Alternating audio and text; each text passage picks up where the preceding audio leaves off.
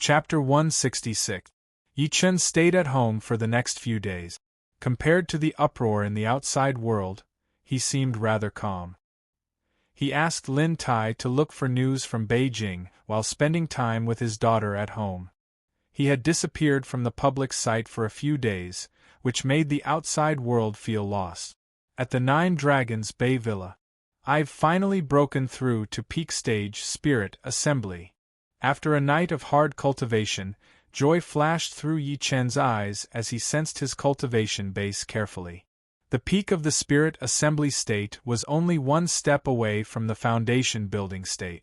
At that time, he would be able to use even more technique. He was even more confident that no one on earth would be able to threaten him. He got up and walked to the window. He lifted the curtain and looked in the direction of Beijing. It's almost 3 months. Yuhan, I think it's time for me to bring our daughter here to see you. I guarantee that nobody will be able to stop our family reunion this time. Many people have died in my hands, so I don't mind more dying. However, there are 2 things that I need to do before I go to Beijing. Yi Chen looked like he was in deep thought. Firstly, I need to settle everything and see if I should build an organization. That way, nobody in the entire Tianan will dare to cause trouble even if I'm not here. Secondly, I need to look for geographical veins for foundation building. However, there's a lack of spiritual energy on Earth. I'm afraid most of the geographical veins have dried up. Even if there are any, they're half useless. At that moment, the butler, Ah Fu's voice came from outside. Master, there are 3 people outside requesting to see you. Should we? Yi Chen scanned with his divine consciousness and could not help but frown. He said, ask them to go to the living room. I'll be there soon. Ah Fu responded and left. Are they still unwilling to give up? Yi Chen fell into deep thought. There were 3 people outside, 2 ladies and a man. One of the ladies was Qin Yao, whom he had fought a few days ago. They did not get along back then, so Yi Chen did not have a good impression of her. Forget it. Why don't I ask them if they know anything about geographical veins? If they do, I don't mind joining them. Yi Chen secretly made up his mind. The Special Forces Brigade was the elite of the elites in China after all. They had many resources that ordinary people did not know about. They might really know about geographical veins. In the living room of the villa, 2 men and a woman sat quietly on the sofa. The man and woman on the left and right were young, about 25 or 26 years old. As for the woman in the middle, she was in her 30s and had a gentle temperament. The other 2 seemed to be centered around her. One of the young men took a sip of tea and said with an impatient expression, "Old man, your master's face is really big. We've been waiting for a long time, but he still hasn't come out. Why don't you go and urge him? Master is busy. Please wait patiently. If the tea is not enough, I will give you more." Ah Fu smiled politely. What's up? The young man immediately stood up and said in a deep voice, "If he's fine, then we'll be fine, right? Don't play dumb with me. Hurry up and rush him." "Zhuowei, sit down," the woman in her 30s chided. Zhuowei sat down again and said angrily, "Sister Qing, I really can't stand this Yi. He thinks he can look down on us just because he's capable. I didn't believe what Yao Yao told me earlier, but I've seen it with my own eyes now." He looked at Qin Yao next to him as he spoke and said coldly, "Don't worry, Yao Yao. I'll definitely teach him a lesson when he comes out. I'll avenge you." "You can't even defeat me. How are you going to avenge me?" Qin Yao chuckled coldly. She seemed to be annoyed that Zhuowei called her Yao Yao. Zhuowei was speechless at that moment. He said after a scoff, "I don't believe that he's really that powerful. He killed 3 masters consecutively and destroyed the warship with a swing of his sword. He makes it sound like he's a god." "That's enough. Don't talk so much." Wang Qin glared at him. Although that was what she said about Zhuowei, she was secretly upset. Since when did the firearms division have to be so humble when they were recruiting people? As soon as the news was released, nobody knew how many people would rush to join them. Moreover, He was the chief instructor, the leader of the firearms division. Soon Yi Chen walked in. Ah Fu went to welcome him immediately as he walked in. Yi Chen took a good look at the three of them and said calmly, "I'm sorry to have kept you guys waiting." Meanwhile, Zhuo Wei and Wang Qing took a good look at Yi Chen at the same time. They could not help but feel a little disappointed when they saw that he looked mediocre and was dressed in plain clothes. "Mr. Yi, I'm Wang Qing, this is Zhuo Wei, and this is Qin Yao. You've met them before." Wang Qing stood up politely and took the initiative to introduce them. Qin Yao and Zhuo Wei, on the other hand, sat still as if they did not see anything. Yi Chen did not mind. After getting Wang Qing to sit down, he got Ah Fu to get them another cup of tea. He then said directly, "I wonder why you're looking for me, Ms. Wang?" Wang Qing's expression froze. Clearly, she did not expect him to be so direct. She hesitated before saying, "I wonder if you've heard of the firearms division, Mr. Yi?" "No." Yi Chen shook his head. "You've heard of the Special Forces Brigade, right?" Wang Qing glanced at him. She said while smiling after seeing him nod, "The Special Forces Brigade is made up of the best and most powerful soldiers in China. It's not an exaggeration to describe them as the Army's elites. There are many Special Forces squads under the Special Forces Brigade, such as the Thunderbolt, the Battle Wolf, the Bright Sword, the Fire Phoenix, and so on. Meanwhile, our firearms division is under the Special Forces Brigade. We're under the direct jurisdiction of the Department of Defense." She paused as she spoke to this point and looked at Yi Chen half-intentionally. However, Yi Chen had no expression on his face. Instead, he asked, "So, the purpose of your visit today is to get me to join the firearms division?" "That's right." Wang Qing inhaled lightly. "We'd like to invite you to join the firearms division and be our chief instructor, Mr. Yi." Zhuo Wei, who was standing aside, had a slight change of expression as soon as he heard that. However, he said nothing in the end. His eyes were filled with dissatisfaction when he looked at Yi Chen. Qin Yao's eyes were cold, and there was no expression on her face. "Chief instructor?" Yi Chen's expression remained unchanged. Noticing that he was confused, Wang Qing explained, "The 8 special forces under the Special Forces Brigade have a competition every year. It's also called the Military Base Competition." Her expression was rather unnatural. "Unfortunately, our firearms division's chief instructor died in battle 3 years ago. Therefore, the position of chief instructor has been vacant for 3 years. Without anyone to teach us, we've ranked last in the military base competition for 3 consecutive years." Hearing that, Zhuo Wei and Qin Yao held their heads down one after another. "You guys can look for someone else. Why me? I don't think we've talked to each other before." That was what Yi Chen was most confused about. Zhuo Wei, who was standing aside, scoffed. "Do you think we want to look for you? Isn't it an order from the higher-ups?" Wang Qing hesitated for a moment when she met Yi Chen's gaze. She nodded and said, "The chief of the Special Forces Brigade ordered you to be the firearms division's chief instructor." Yi Chen was not the only one who was confused. Even she was confused. Yi Chen was just too young and too ordinary. Although there were many rumors about him, she thought they were exaggerated. Before Yi Chen could speak, Zhuo Wei spoke again. "I'm advising you to know where you stand. None of us in the firearms division are weak. If you're incompetent, you'll only be a joke if you join us." Yi Chen gave a short response and looked at him coldly. "You don't seem to agree with me?" Zhuo Wei scoffed. Although he did not admit it directly, the disdain on his face betrayed him. "Zhuo Wei." Wang Qing glared at him. Yi Chen looked at him without moving and nodded. "Since you don't agree with me, why don't we play something more exciting?" "Sure, Zhuo Wei, will play with you anytime." Zhuo Wei chuckled, looking unconvinced. "I wonder what game do you want to play?" Yi Chen enunciated word for word.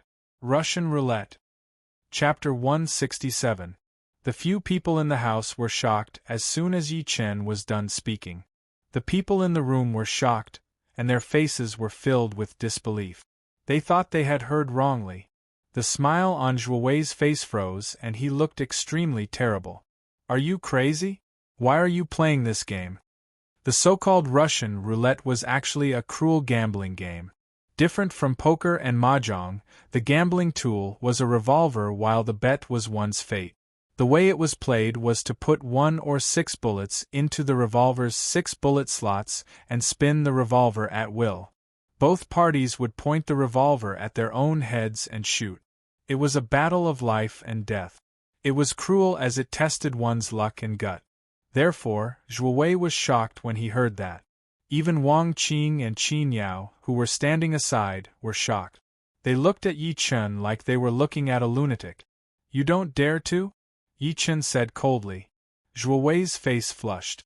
I don't accept such a request. You're useless. Yi Chen chuckled. You don't even dare to play this game. What right do you have to challenge me? Zhuo Wei was enraged. He was an elite in the military, so he had never been scolded like that. He said while clenching his teeth, Sure, I'll play with you. Zhuo Wei, don't. Are you crazy? You'll die. Wang Qing's expression changed and she stopped him immediately. As soon as one played this game, one would definitely die unless they gave up halfway. No matter if it was Zhuo Wei or Yi Chen who died, it would not be a good thing. Qin Yao looked at Yi Chen coldly. Is it fun? Yi Chen ignored her and looked at Zhuo Wei instead. Since he had said that, Zhuo Wei wanted to give up, but he was afraid that he would embarrass himself before Qin Yao. All he could do was ask, Do you have a revolver? He thought that Yi Chen was just scaring him earlier. After all, it was impossible for a regular person to have a gun, let alone a revolver. I happen to have one. Yi Chen saw through what he was thinking. He smiled and a revolver appeared in his hand. He had gotten it from Barton. Zhuo Wei's expression turned terrible, as if he had eaten a fly when he realized that he really had a revolver. Yi Chen picked up the pistol and opened the magazine. It was filled with 6 bullets. He took out a bullet and left 5 inside. He looked at Zhuo Wei and said, There are 5 bullets inside and only 1 is empty. In other words, each of us only has 1 chance to shoot. His voice fell. Zhuo Wei staggered and fell from the sofa onto the floor. He's out of his mind. He's really out of his mind. Wang Qing and Qin Yao stared with their eyes wide open. They suspected that Yi Chen had really lost his mind. Every time the revolver was fired, the cartridge slot would rotate once. If there was only 1 empty cartridge slot, the first shot might kill someone. If the first shot didn't kill someone, the second shot would definitely kill someone. In other words, once they started playing, Yi Chen and Zhuo Wei would kill one of them with a single shot. Zhuo Wei looked at Yi Chen in fear, his lips trembling. Lunatic, you're really a lunatic. I'm not playing with you anymore. I admit defeat, I admit defeat. Trash. Yi Chen squeezed the 2 words out of his mouth coldly. Subsequently, he put the bullet back. Just when everyone thought that he had given up, he picked up the revolver and rotated it slightly. He picked up the revolver and turned the cylinder slightly. When the cylinder stopped, he pointed the gun at his head. Wang Qing wanted to stop him by instinct. Since the cartridge slot was full, he would definitely die as soon as he fired. However, in the next second the gun was fired. Wang Qing could not help but close her eyes. She seemed to not want to see the gory scene before her. Qin Yao did the same. Although she had conflicts with Yi Chen before, she did not want him to die. Among the 3 of them, Zhuo Wei was the only one who did not close his eyes. However, his expression was filled with horror. How is that possible? He saw Yi Chen extend 2 fingers to catch the bullet the moment the gunshot was fired. Most importantly, the muzzle was less than 10 centimeters away from his head. 10 centimeters aside, even if he was 100 meters away, he would not be able to dodge it. However, Yi Chen caught the bullet forcefully. Wang Qing and Qin Yao opened their eyes immediately upon hearing Zhuo Wei's voice. They did not look any better. If they had not seen it with their own eyes, they would not have believed it. Yi Chen did not seem to see their expressions. He smiled and pointed the gun at his head again. Bang! The gun was fired. The moment the gun was fired, the three of them saw Yi Chen's fingers stick to his forehead without them knowing. There was a bullet between his fingers. The three of them looked at each other in shock. If they still had any doubts before, they were now only left with shock. Subsequently, Yi Chen picked up the revolver again and fired a shot at his forehead. This time, he did not extend his hand to catch the bullet. Instead, he allowed the bullet to hit him. Ding! Zhuo Wei and the other two felt like they heard the sound of a bullet hitting a steel plate. They looked again. Nothing happened to Yi Chen's forehead. Meanwhile, there was a bullet that was flattened by something on the ground. Dead silence filled the place. Zhuo Wei looked like he had just seen a ghost. Wang Qing and Qin Yao were dumbstruck. Even bullets could not hurt him. Yi Chen smiled and looked at Zhuo Wei with extremely cold eyes. Let me ask you, do you surrender now? I surrender. Zhuo Wei gulped. He felt like there was a buzz in his head. Yi Chen nodded and looked at Wang Qing. I can be the Firearms Division's chief instructor, but I have two conditions. Please go ahead, Mr. Yi. Wang Qing bowed immediately. After witnessing the many techniques that Yi Chen had performed earlier, she was completely convinced by him now. Firstly, I won't report after joining the Firearms Division, let alone train with you guys. You guys can't restrict me. Wang Qing forced a smile. Mr. Yi, we're asking you to train us. If you don't go, then, let me put it this way. I won't be going anytime soon. Since the military base competition is usually at the end of the year, I'll go a month before the competition. Yi Chen said. Secondly, I need you guys to find a geographical vein for me. That was the reason why he was willing to join the Firearms Division. It was really difficult for him to find a geographical vein on his own. However, it was different for the government. A geographical vein? Wang Qing was slightly stunned. Subsequently, she looked at Zhuo Wei and Qin Yao in confusion. Both of them shook their heads to indicate that they had no idea. Yi Chen explained, to put it simply, it's some volcanoes, especially those that are dormant. Or it's a cold pond that will freeze if someone falls into it. Or it's a cold wind hole. The wind in the cold wind hole can even rip a person's skin off. Geographical veins were different from spiritual veins. Spiritual veins produced spiritual stones, while geographical veins were a rather unique, harsh environment. For example, a dormant volcano would not erupt all year round. Many flames had gathered in it, so there might even be a fire spirit growing there. On the other hand, a cold wind hole would be filled with strong wind that could slice one's skin and bones. Meanwhile, one would need a geographical vein to build one's foundation. Wang Qing came to a realization. She was a smart person, so she knew what to ask and what not to ask. She said after taking a deep breath in, Mr. Yi, I can't agree to the two conditions that you mentioned. I'll report this to my superior. Sure, just contact me when the time comes. Yi Chen nodded. He did not get Wang Qing to agree to him right away. After all, it was difficult to find a geographical vein. After getting his reply, Wang Qing and the rest left after staying for a while. On the other hand, Qin Yao glared at Yi Chen before she left. Her pretty face was pouting. Be careful. My brother won't let you go. Chapter 168. Soon after Wang Qing and the rest left, Yi Chen reminded Ah Fu. Just when Yi Chen was about to go home after reminding Ah Fu, another woman came to the villa. It was Xiaoye. She had changed into a light blue dress that day. She was no longer as cold as when she was bullying the Kongtong sect earlier. Xiaoye took a good look at the villa's decor. She seemed to be a little surprised, but she said while smiling, Master, I'm going back to the Hmong village. What time is your flight? Yi Chen asked. 5 p.m. Yi Chen looked at the time and realized that it was only past 10 in the morning. It was not too early, so he could only nod and did not ask her to stay. In reality, Yi Chen was not good with words when it came to women. Moreover, they were women apart from Yuhan. Therefore, the atmosphere in the house was rather awkward. Eventually, Xiaoya broke the silence. Master, who was the lady who was with you earlier? She's Mengming's auntie. Yi Chen did not hide the truth. Xiaoya was shocked. Her red lips parted softly. Then, where's Mengming's mother? In reality, she did not know much about Yi Chen. Her general impression of him was from when they were in high school. She only had a deeper impression of him after he went to Tiannan to show off his skills.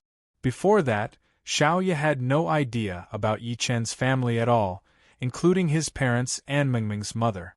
She once suspected that Mengming's mother might have passed away. Otherwise, she would not have missed her. Therefore, she felt a little shy. Her mother, Yi Chen's expression changed slightly. He subsequently shook his head and said, "Forget it. Let's not talk about that. I saw you fighting sect leader Tang from the Kongtong sect. You've improved quite a lot. You must cultivate hard when you get back." He had taken this disciple in at the spur of the moment. He mainly wanted to stop Xiao Ye and the people from the Hmong village from thinking about him. However, reality proved that Yi Chen was wrong. Xiao Ye was a person who valued friendship. After knowing that the three masters were challenging him, she still resolutely traveled thousands of miles to help him. Xiao Ye's pretty eyes dimmed upon noticing that he was unwilling to talk about it. However, she nodded calmly anyway. Yi Chen thought about it and returned to the second floor of the villa. Soon, he took out a bag the size of a palm and passed it to Xiaoya. "This is a storage bag. There are 6 cubic meters of space inside. You can use a drop of your blood to refine it. You can store important items inside. Of course, if you want to send me medicinal ingredients next time, you can also store them inside." "This is a storage bag?" Xiaoya stared blankly at the palm-sized bag. She was a little shocked. How could such a small bag contain things? "Yes, don't look down on its small size. The space inside is 6 cubic meters." Seeing that she was stunned, Yi Chen said while smiling, "Actually, it's something similar to Sumeru space. You'll understand it slowly in the future. However, you must keep this a secret and don't tell anyone. Otherwise, you'll get yourself killed." Back when he had obtained the Dark Tao Void Stone from the General's tomb, he had gathered other materials to forge a storage ring and 3 bags of holding. These items were worthless in the cultivation world, but on Earth, they were enough to make any organization go crazy for them. Xiaoya bit her finger and dripped a drop of blood onto the storage bag. She then refined it according to Yi Chen's refining method. Joy filled her pretty face. With this, it would be convenient for her to carry her cosmetics when she went out. She would not have to worry about not being able to carry it even when she was shopping. It was simply tailor-made for women. If Yi Chen knew what she was thinking about, he might kill her for the sake of justice. At the same time, a black BMW was parked by the road at the entrance of the Nine Dragons Bay Villa. Su Yuwei sat in the car, staring at the villa's exit every now and then. She would turn her head to ask Guoxing, who was next to her, "Brother Guo, did you really see that woman go in there?" Guoxing nodded. Su Yuwei's expression turned grim. "How long did that woman go in?" "About an hour," Guoxing answered in an unsure manner. Bang! Su Yuwei slapped the seat angrily. She was so mad that her face was pale. "Yi Chen, you're hiding a mistress here. You even had a secret meeting with that woman for an hour. I was wondering why that woman looked at you like she had just eaten candy every time. An hour was enough for something to happen. Bastard, how can you face my sister?" She opened the car door and walked directly to the villa's entrance as she thought to this point. She was furious. "No, I must catch them in the act." "Second Missy, don't." Guoxing's expression changed. Yi Chen had performed the demonic will phantasm tactic on him. One could say that he was Yi Chen's puppet now. How could he do anything that would betray Yi Chen? Su Yuwei did not stop. She was going to go in angrily. At that moment, Xiaoya walked out. She was alone with a smile lingering on her pretty face. The two ladies stopped walking at the same time and looked at each other. None of them spoke, but their eyes were filled with hostility and killing intent. Standing aside, Guoxing had no idea what to do. He was afraid that the two of them would fight each other while grabbing each other's neck. Su Yue scoffed and said while suppressing the rage within her, "You're Ms. Xiao, right? I'm Ming Ming's aunt. I wonder if I can have the honor of treating you to a meal?" She even glanced at Xiao Ye provocatively after saying that. You slut. I'm challenging you. Let's see if you dare to accept it." Xiao Ye smiled lightly. Sure. Nobody knew what happened between the two ladies. However, Xiao Ye left the restaurant as if nothing had happened after the meal. She took a plane back to the Hmong village that afternoon. Meanwhile, there were 2 palm prints on Su Yue's face when she came out. They were so red that they were turning purple that night at the Hongtai Club. Yi Chen and Lin Tai sat in the private room. There was nobody around, not even a waiter. Lin Tai suppressed the horror within him and said to Yi Chen while looking at him, "My lord, have you really thought about going to Beijing? That's the Su family. I've been waiting for this day for a long time." Yi Chen looked up at the moon and said with a deep gaze, "The entire Beijing will either kneel under my feet or be crushed by my sword when I go there." A breathtakingly beautiful face couldn't help but appear in his mind, and all the things that happened in the past floated up into his mind. "Yuhan, I still remember the first time I met you. You fainted during the military training, so I sent you to the school's infirmary. I'll never forget the way you looked at me when you woke up. It's true. Although it has been over 3,000 years, it's still vivid in my mind. I once killed a person within 10 steps, but I lost to your gaze. Yuhan, wait for me." "My lord, why don't I go with you? I can share your burden," Lin Tai said while clenching his teeth. Beijing was not only a place that Yi Chen wanted to conquer, but it was also Lin Tai's childhood nightmare. It was a shadow that he could never get rid of. However, for his lord, so what if he, Lin Tai, had to kneel to that person? No. Yi Chen turned his head to look at him and eased his expression. "You've been with me for some time now. I'll give you a shocking opportunity today. I hope that you'll become one of the 2 generals under me in the future." Chapter 169. Earth-shattering creation? Lin Tai was stunned at first when he heard that. Subsequently, endless joy appeared on his face. Lord. He seemed to have guessed something faintly. "Don't talk. Calm down." Yi Chen looked calm. Lin Tai took a deep breath, suppressing the excitement in him. Yi Chen pointed a finger between Lin Tai's brows after noticing that he was almost ready. Lin Tai released a low grunt as he felt a massive and violent memory surge. It almost made his head explode. Ouch. It hurts. He wanted to resist by instinct, but Yi Chen's calm voice came into his ears. "Don't move. I'll teach you the Azura heaven-suppressing kill today. It's the Azura tribe's ultimate technique. The Azura heaven-suppressing kill has the first kill that slaughters living beings, the second kill that destroys all living beings, the third kill that breaks mountains and rivers, the fourth kill that destroys heaven and earth, the fifth kill that destroys the stars, the sixth kill that destroys hell, the seventh kill that shatters the sky, the eighth kill that kills immortals and Buddhas, and the ninth kill that destroys the 3 realms." Yi Chen's voice was like the Buddha's voice that rumbled in Lin Tai's head. Lin Tai endured the pain and tried his best to digest the memory. Eventually, his face was twitching from the pain. Sweat the size of beans drenched his body, but he was holding it in. Yi Chen stood aside and looked at him expressionlessly. If Lin Tai could not even endure such pain, he was destined to be a failure. Yi Chen would clear his memory for him.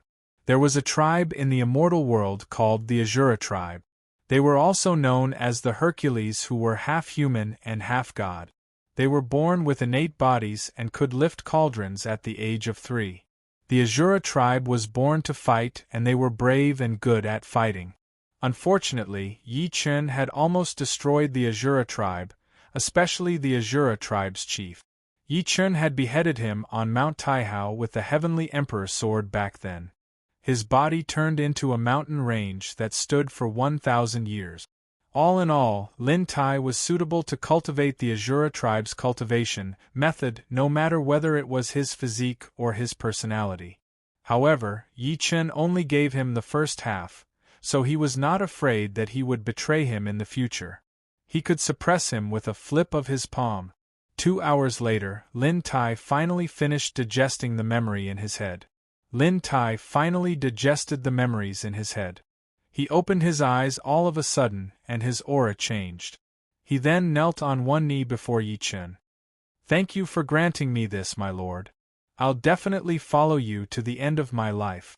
As he spoke, his entire body trembled violently. Even his heart was pounding. He was ecstatic because the body metamorphose scripture and the 18 dragons subduing palms were nothing but trash in front of it. What was shocking was that such a cultivation technique definitely did not exist on Earth. Then, the identity of the High Lord was obvious. The High Lord was truly a god. At this moment, Yi Chen had risen to the peak in Lin Tai's heart. He was like a god that gave him the urge to worship him. As the celestial Dharch, I shall kill all enemies in the world. Yi Chen placed his arms behind his back and looked down at him in a condescending manner. "Meanwhile, you're a killing sword in my hand. Although a sword is great, I don't want you to hurt your master. Otherwise, it's fine if this sword is destroyed." His tone seemed calm, but there was infinite killing intent in it. Lin Tai's heart clenched, and he buried his head immediately. "I dare not. If I dare to betray you, my lord, I'll be struck by lightning and die a horrible death." "Get up." Yi Chen nodded. Subsequently, a white jade bottle appeared in his hand. "This is the Qi cultivation pill for cultivation. There are 10 of them in there. Take one every 3 days from now on. It'll speed up your cultivation progress." Lin Tai took it over and twisted the cap off. He smelled the fragrance of the pill at that moment. Just a whiff of it made him have goosebumps all over his body. He felt energized. "Take one now and try to cleanse your meridians." Lin Tai held back his excitement and popped an Qi cultivation pill into his mouth. The medicinal pill melted as soon as it entered his mouth. It turned into pure energy that penetrated his organs and limbs through his esophagus. It charged through his meridians. Crackle, crackle! The sound of beans being fried immediately erupted from his body, and traces of black dirt seeped out of his face, accompanied by a foul stench. His body also expanded by a large margin. It was cleansing his meridians. Lin Tai stretched his arm out and blankly looked at the changes to his body. Excitement filled his eyes. Subsequently, he knelt on one knee before Yi Chen again. The ground shook when he knelt. A tile was crushed by his kneeling as if it was hit by an external force. Yi Chen accepted his kneeling calmly and said expressionlessly, "You know very well how much good fortune you've obtained. You know better than anyone that you don't flaunt your wealth. You'll get into trouble because of your wealth, so I won't say anything else." Lin Tai became serious immediately. If outsiders were to find out about such a method and these medicinal pills, they would go crazy. He did not have the ability to deal with that at the moment. He would definitely die a horrible death as soon as he exposed himself. "Before I leave, I'll give you a mission. You must complete it no matter what." Lin Tai listened attentively. "Please tell me what it is, my lord." Yi Chen said calmly, "Build an organization for me. I don't want too many people, just 800 will do. However, these 800 people can't be older than 40.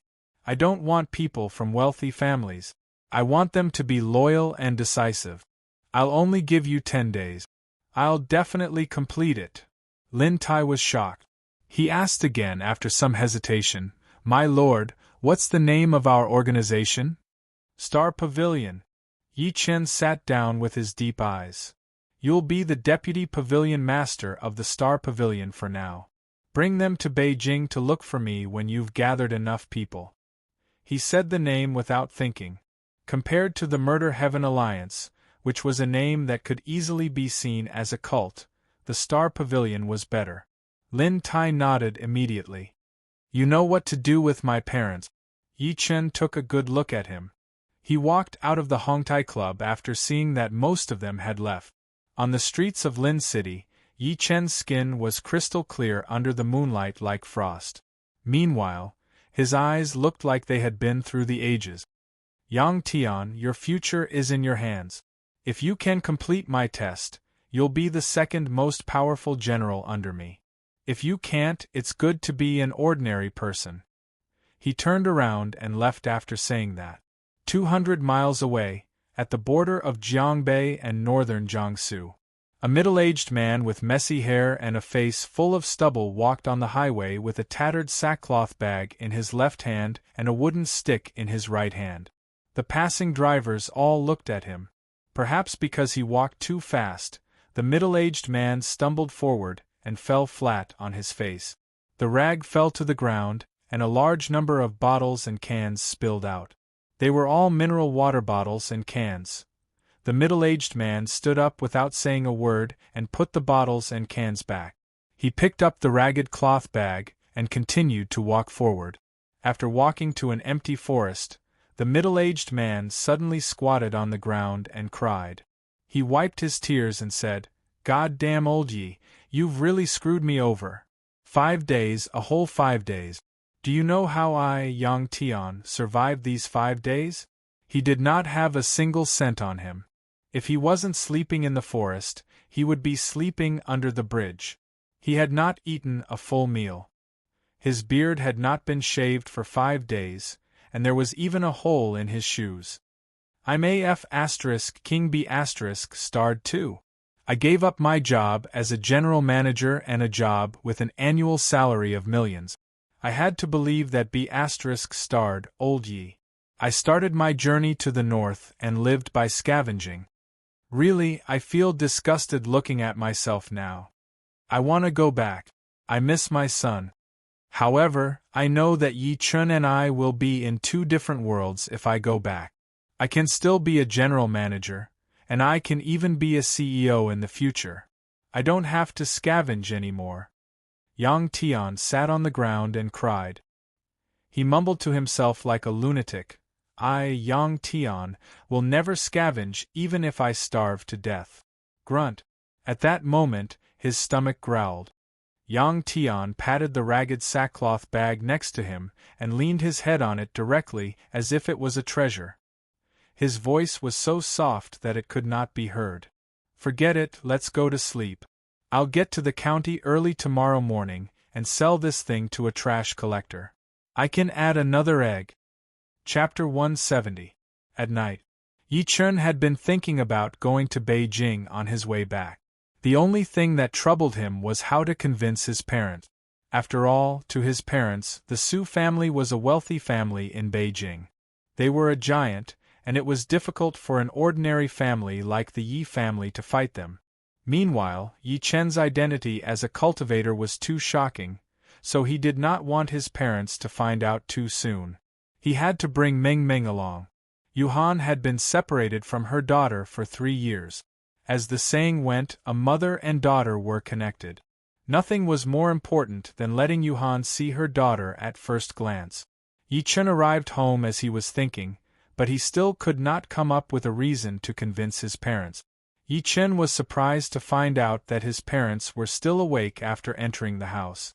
Meng Meng, on the other hand, was sleeping soundly in his mother's embrace. Yi Chen sat down and said calmly, Dad, Mom, why aren't you guys resting yet? Your mom and I are discussing Wenwen's engagement banquet. His father, Yi Hai, took a puff of his cigarette, seeming to be in a dilemma. Yi Chen was slightly stunned. Engagement banquet? Yes, it's your second uncle's Wenwen's engagement banquet.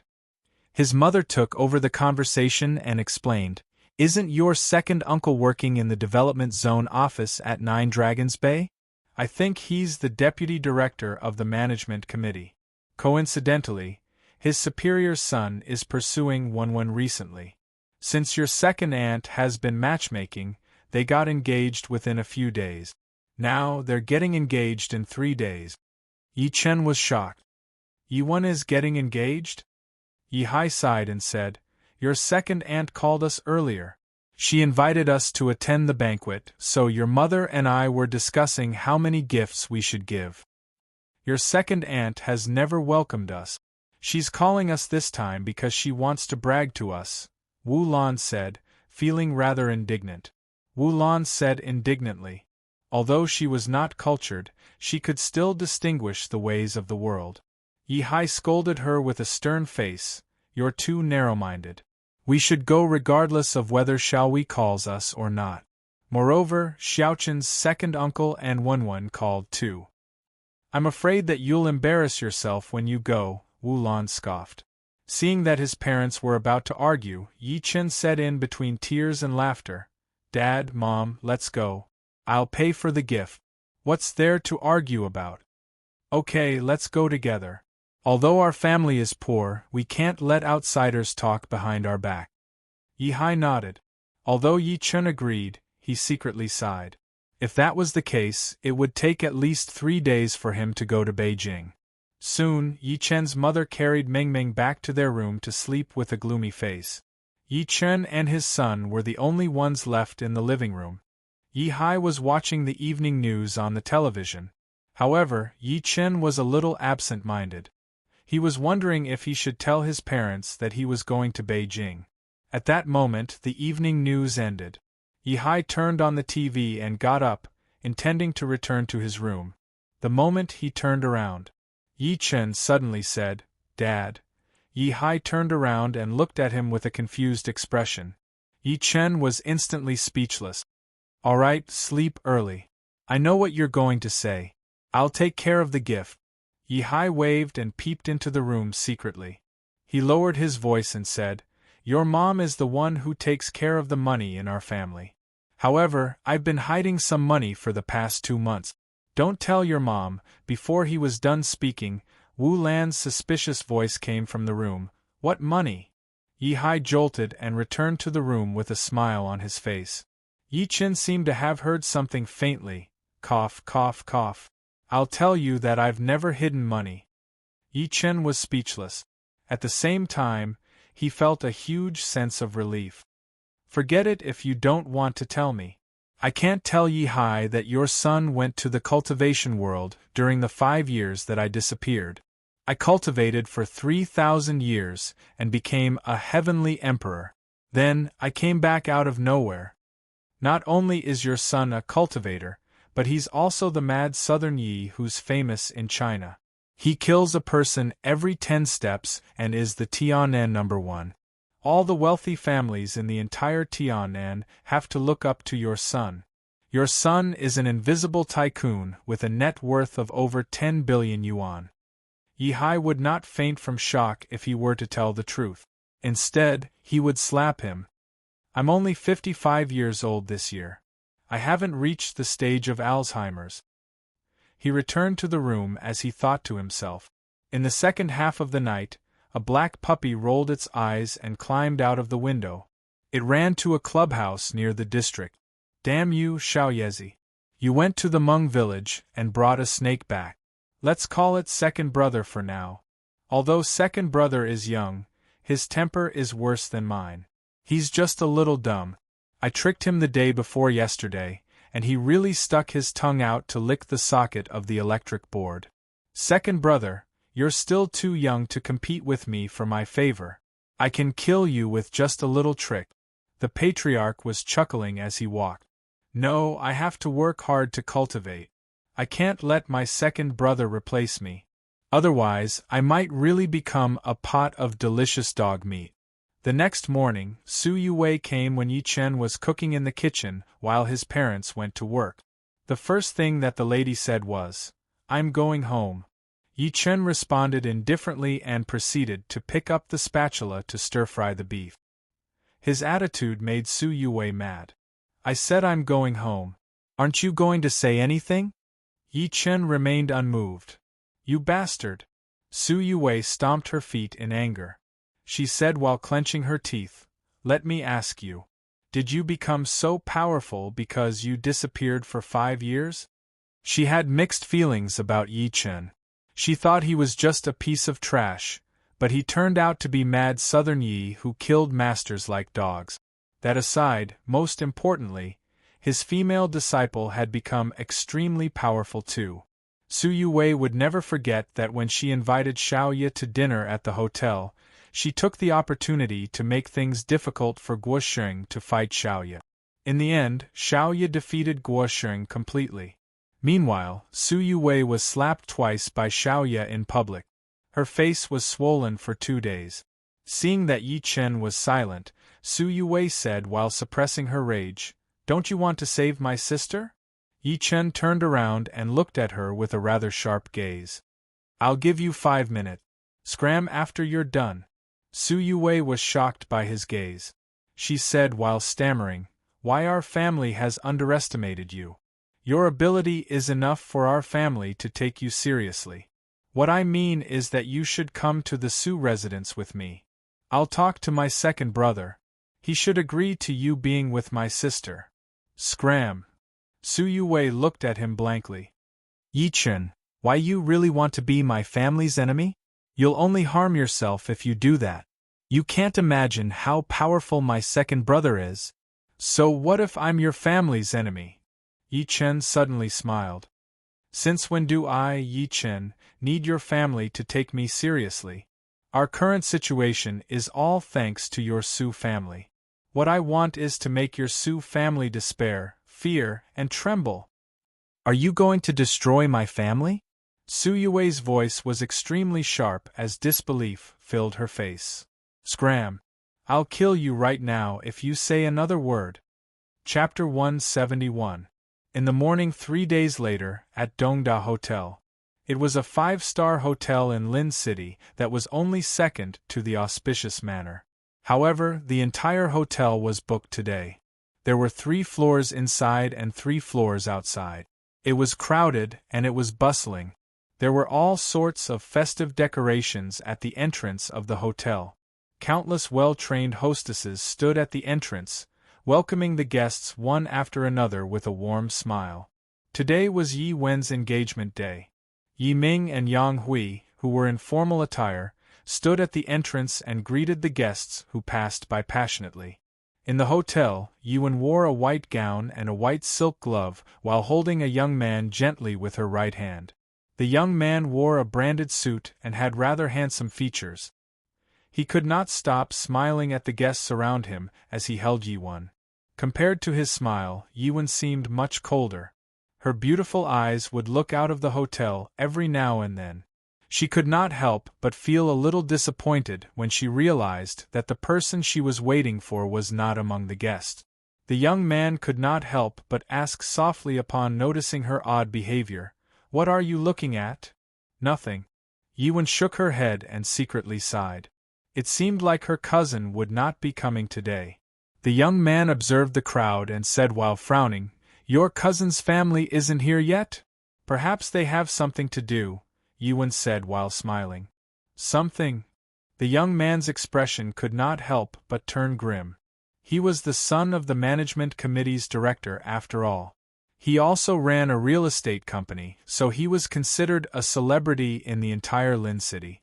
As soon as the engagement news was announced, countless business celebrities came in advance. Even his father, Su Yuanhong's friends in the political world, were there. However, a poor relative of the Yi family was not here. Was he trying to embarrass him?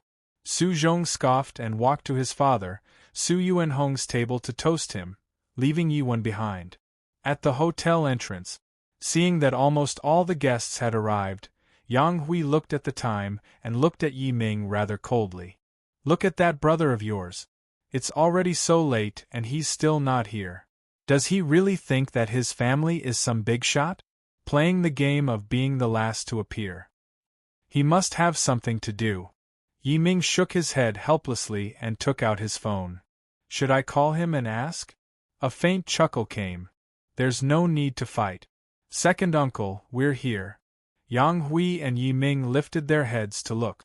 They saw Yi Chen walking in front while carrying his daughter, Meng Meng. Meanwhile, Yi Hai and Wu Lan were following behind him. They were dressed rather formally, but they were not eye-catching. Yang Hui's expression turned completely grim when she saw Yi Chen's family coming empty-handed. The others brought all sorts of gifts, such as home appliances and sofas, but they came empty-handed. Second uncle, I'm really sorry. I ran into a situation along the way, so I'm late. Yi Chen walked to Yi Ming and smiled apologetically. I'm fine. Yi Ming waved and walked to Yi Hai immediately while smiling. Brother, sister-in-law, since you're here, come in and take a seat. Congratulations, second brother. Your One has finally found her own happiness. We're old now. Yi Hai sighed and was about to follow Yi Ming in as he spoke. At that moment, Yang Hui suddenly said, Wait, you took a taxi here? Why is it that no one else is blocking but you guys? A friend of Xiaochun's drove me here, but the car broke down halfway, Wu Lan could not help but say. Yang Hui chuckled. Why didn't you guys call us? Perhaps we would have gotten Su Zhong to pick you guys up in his Mercedes. She said the word Mercedes, extremely loudly as if Yi Chen and the rest could not hear her. All right, stop talking. How could Yi Ming not hear the boasting in his wife's words? He glared at her with a grim expression. Yang Hui ignored him and said, Since we're all family, I'll make it clear. Most of the people here today are Su Zhong's business friends, as well as his in-laws. They're all rich and powerful, so try not to talk and eat more when you're inside. Yi Chen frowned. Wu Lan looked furious. She seemed to want to say something, but Yi Hai pulled the corner of her shirt. Yi Hai said with an unnatural expression, We understand, sister-in-law. Yang Hui scoffed and walked in first. Yi Ming looked awkward. Brother, that's just how Yang Hui is. Don't take it to heart. Let's go in. They walked into the hotel under his lead. Yi Hai lowered his voice and asked while walking, Xiaochun, I think your second aunt is a little upset because we didn't bring a gift. Didn't you say that you've prepared a gift? Where is it? It's still on the way, Yi Chen said. The hotel was already filled with people. As Yi Chen and the rest walked in, countless eyes were trained on them at that moment. There were different figures in their eyes, but most of them were sneers and disdain. Yi Wen, who was listening to Su Zhong's mother's lecture on the third floor, had her beautiful eyes lit up. She walked to the first floor quickly while everyone was watching and welcomed them. Brother, you guys are here. Yi Chen nodded. Yi Hai and Wu Lan said while smiling sincerely, Congratulations, Wen. Let your father have a grandson soon. Uncle, Auntie, thank you. Yi Wen smiled shyly and held her head down in embarrassment. Yang Hui said angrily, All right, Wen. What are you doing down here instead of accompanying your future mother-in-law? Go now. Don't let people say that you're ill-mannered. Mom, I'd like to talk to my cousin and the rest. Yi Wen was a little hesitant. Yang Hui was enraged. You? All right, it's a happy day today. Don't make a fuss and make a fool of yourself, Yi Ming said while frowning. Yi Wen nodded lightly and gave Yi Chen an apologetic smile. She then turned around to go upstairs. Brother, let's go up. I'll introduce some people to you, Yi Ming said while smiling and took the initiative to walk in front. After they went up to the third floor, they saw a table with approximately 7 to 8 people sitting before it. There was a middle-aged woman sitting in the middle. The man had a square face and looked majestic without being angry. The woman looked extremely luxurious and well-maintained. She looked like she was in her 30s. Brother, let me introduce you guys. This is the director of the management committee, Su Yuanhong. This is Su Zhong. Yi Ming introduced Su Zhong and the rest to each other. Yi Hai extended his hand cautiously when he heard that Su Yuanhong was the director of the Development Zone's Management Committee. Director Su, I've seen you on TV a long time ago. I can't believe that the Yi and Su families are together. Su Yuanhong frowned, facing Yi Chen's politeness. He said softly, I don't have the habit of shaking hands with people. The smile on Yi Hai's face froze. At that moment, the air was a little heavy. A cold smirk appeared at the corner of Su Zhong's lips. Yang Hui pretended not to see that. Meanwhile, The middle-aged woman sitting next to Su Yuanhong looked at Yi Chen's family with disdain. Yi Wen's pretty face had a slight change of expression. Yi Ming's expression turned grim at that moment. He looked at Su Yuanhong rather unhappily, even though this person was his superior and his future in-law. Chapter 172. Yi Chen squinted and was going to step forward. However, Yi Hai held him back tightly. "I'm sorry. I forgot that I didn't wash my hands before I left today. It's good that we don't shake hands." Yi Hai stretched his hand back immediately and smiled awkwardly. He found a way out of this embarrassing situation. He secretly pulled the corner of Yi Chen's shirt after speaking, signaling him not to act rashly. It was a joyous occasion for Yi Ming's family today. As his brother, he should be magnanimous and not embarrass everyone. Yi Chen squinted and glanced at Su Yuanhong. He then glanced at Yi Wen, who was begging him. He said nothing eventually. At that moment, Su Zhong lifted his head slightly to look at Yi Chen. He asked, "I wonder what's your job now, brother Yi?" Yi Chen did not even look at such an ant. He got his parents to sit down. "Oh, him? He's unemployed now." Yang Hui could not help but reply for Yi Chen. However, Yi Wen and Yi Ming glared at her. She then shut her mouth, looking like she did not care at all. "Jobless? Jobless? He's already an adult. Shouldn't he find a job and work hard?" The middle-aged lady next to Su Yuanhong said in a sarcastic tone. Su Zhong chuckled softly. The disdain in his eyes was getting more obvious. "My company needs someone to look after the construction site. Since you're Wenwen's cousin, look for me at the office tomorrow." "Su Zhong, what do you mean by that?" Yi Wen's pretty face turned cold. She had no idea why Su Zhong's family was so arrogant. If she had known earlier, she would not have agreed to get engaged to Su Zhong no matter what. "Besides, your so-called pride is worthless in my cousin's eyes." "I don't mean anything. Aren't I helping your relative?" Su Zhong said coldly. "You're going to be my family soon. Who are you helping?" Yi Ming took a deep breath in and said while suppressing his rage, "Su Zhong, it's getting late. Get the dishes to be served." He was disappointed with Su Zhong. "I'm sorry, brother Yi. I have something to deal with, so I'll make a move first." "Have fun," Su Yuanhong suddenly stood up and said. Yi Ming's expression changed and he said coldly, "Su Yuanhong, what do you mean by that?" "Haha, what do you mean by that? That's what I wanted to ask you." Su Yuanhong chuckled out loud. "Yi Ming, it's your family's blessing that my family likes your daughter. Everyone is here, but your relatives are late. Are you trying to slap me in the face? Are you saying that you want to break off the engagement?" Yi Ming was pissed. Su Yuanhong said coldly, "You said it yourself." "I understand." Yi Ming nodded and turned his head to look at Yi Wen, who was standing aside. "Wen, I'm asking you officially. Do you really like Su Zhong?" As soon as he said that, Su Zhong smiled proudly. He did not seem nervous at all. Instead, he looked at Yi Wen wryly. Su Yuanhong was disdainful. To him, Yi Ming was no exception. The reason why he agreed to marry his daughter to his son was that he was interested in his political resources. "What are you doing, Yi Ming?" Yang Hui's expression changed slightly.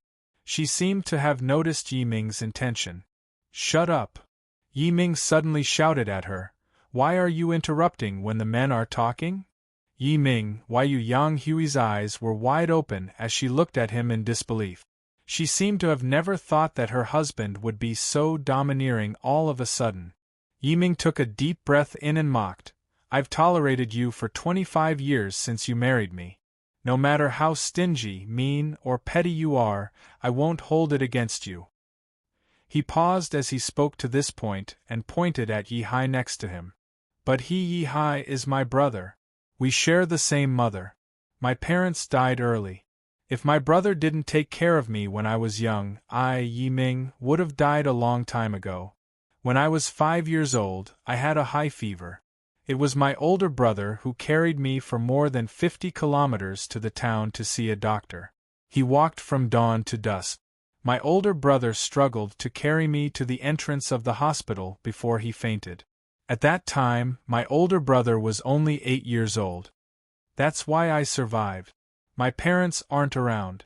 An older brother is like a father. I've told you this many times, but what did you do? Yi Ming's lips were shaking. You were afraid that I would give money to my brother secretly, so you guarded against me, especially when Meng Meng was sick. You even went through my wallet in the middle of the night. Yang Hui, are you really that cold-blooded? Why are you so mean? Yi Hai turned his head away and rubbed his eyes. He turned his head and said while forcing a smile, "All right, that's enough. That's all in the past." Wulan covered her mouth and cried quietly. Yang Hui was speechless for a long time, as if she was struck by lightning. Yi Wen suddenly walked to Yi Hai and knelt on the ground in all seriousness. She kowtowed 3 times. "Uncle, our family has let you down. Especially my mother and I.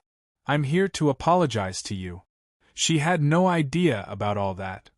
Get up now."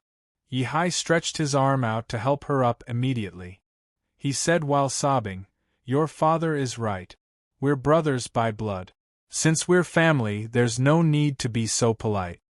Yi Wen wiped her tears and got up to look at Yi Ming. She enunciated word for word, "Dad, I'll answer your question now. In reality, I don't like Su Zhong at all. The reason why I agreed to get engaged to him was because my mom kept forcing me." Su Zhong was stunned as soon as she was done speaking. Su Zhong and Yang Hui were both stunned. The smile at the corner of Su Yuanhong's lips froze. "Great." Yi Ming laughed out loud. He turned around to look at Su Yuanhong and his son. "You guys heard what my daughter said. It's fine if we don't get engaged. Guys, do whatever you want. Yi Ming, you must think this through." Su Yuanhong said with a grim expression. "There's no need to think about it." Yi Ming waved. "My Yi family can't compare to your Su family. My Wenwen doesn't deserve your son.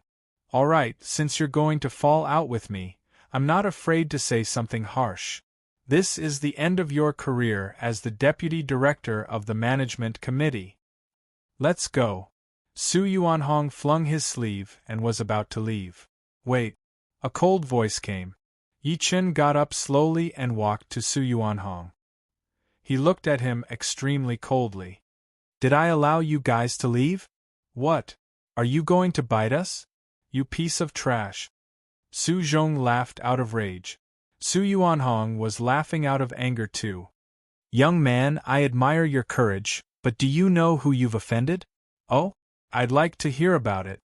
Yi Chen gave a short response. Su Yuanhong said with a fake smile, "My senior brother is Director Shao of the city's Public Security Bureau. Do you believe that a phone call from me can put you in jail for 8 to 10 years?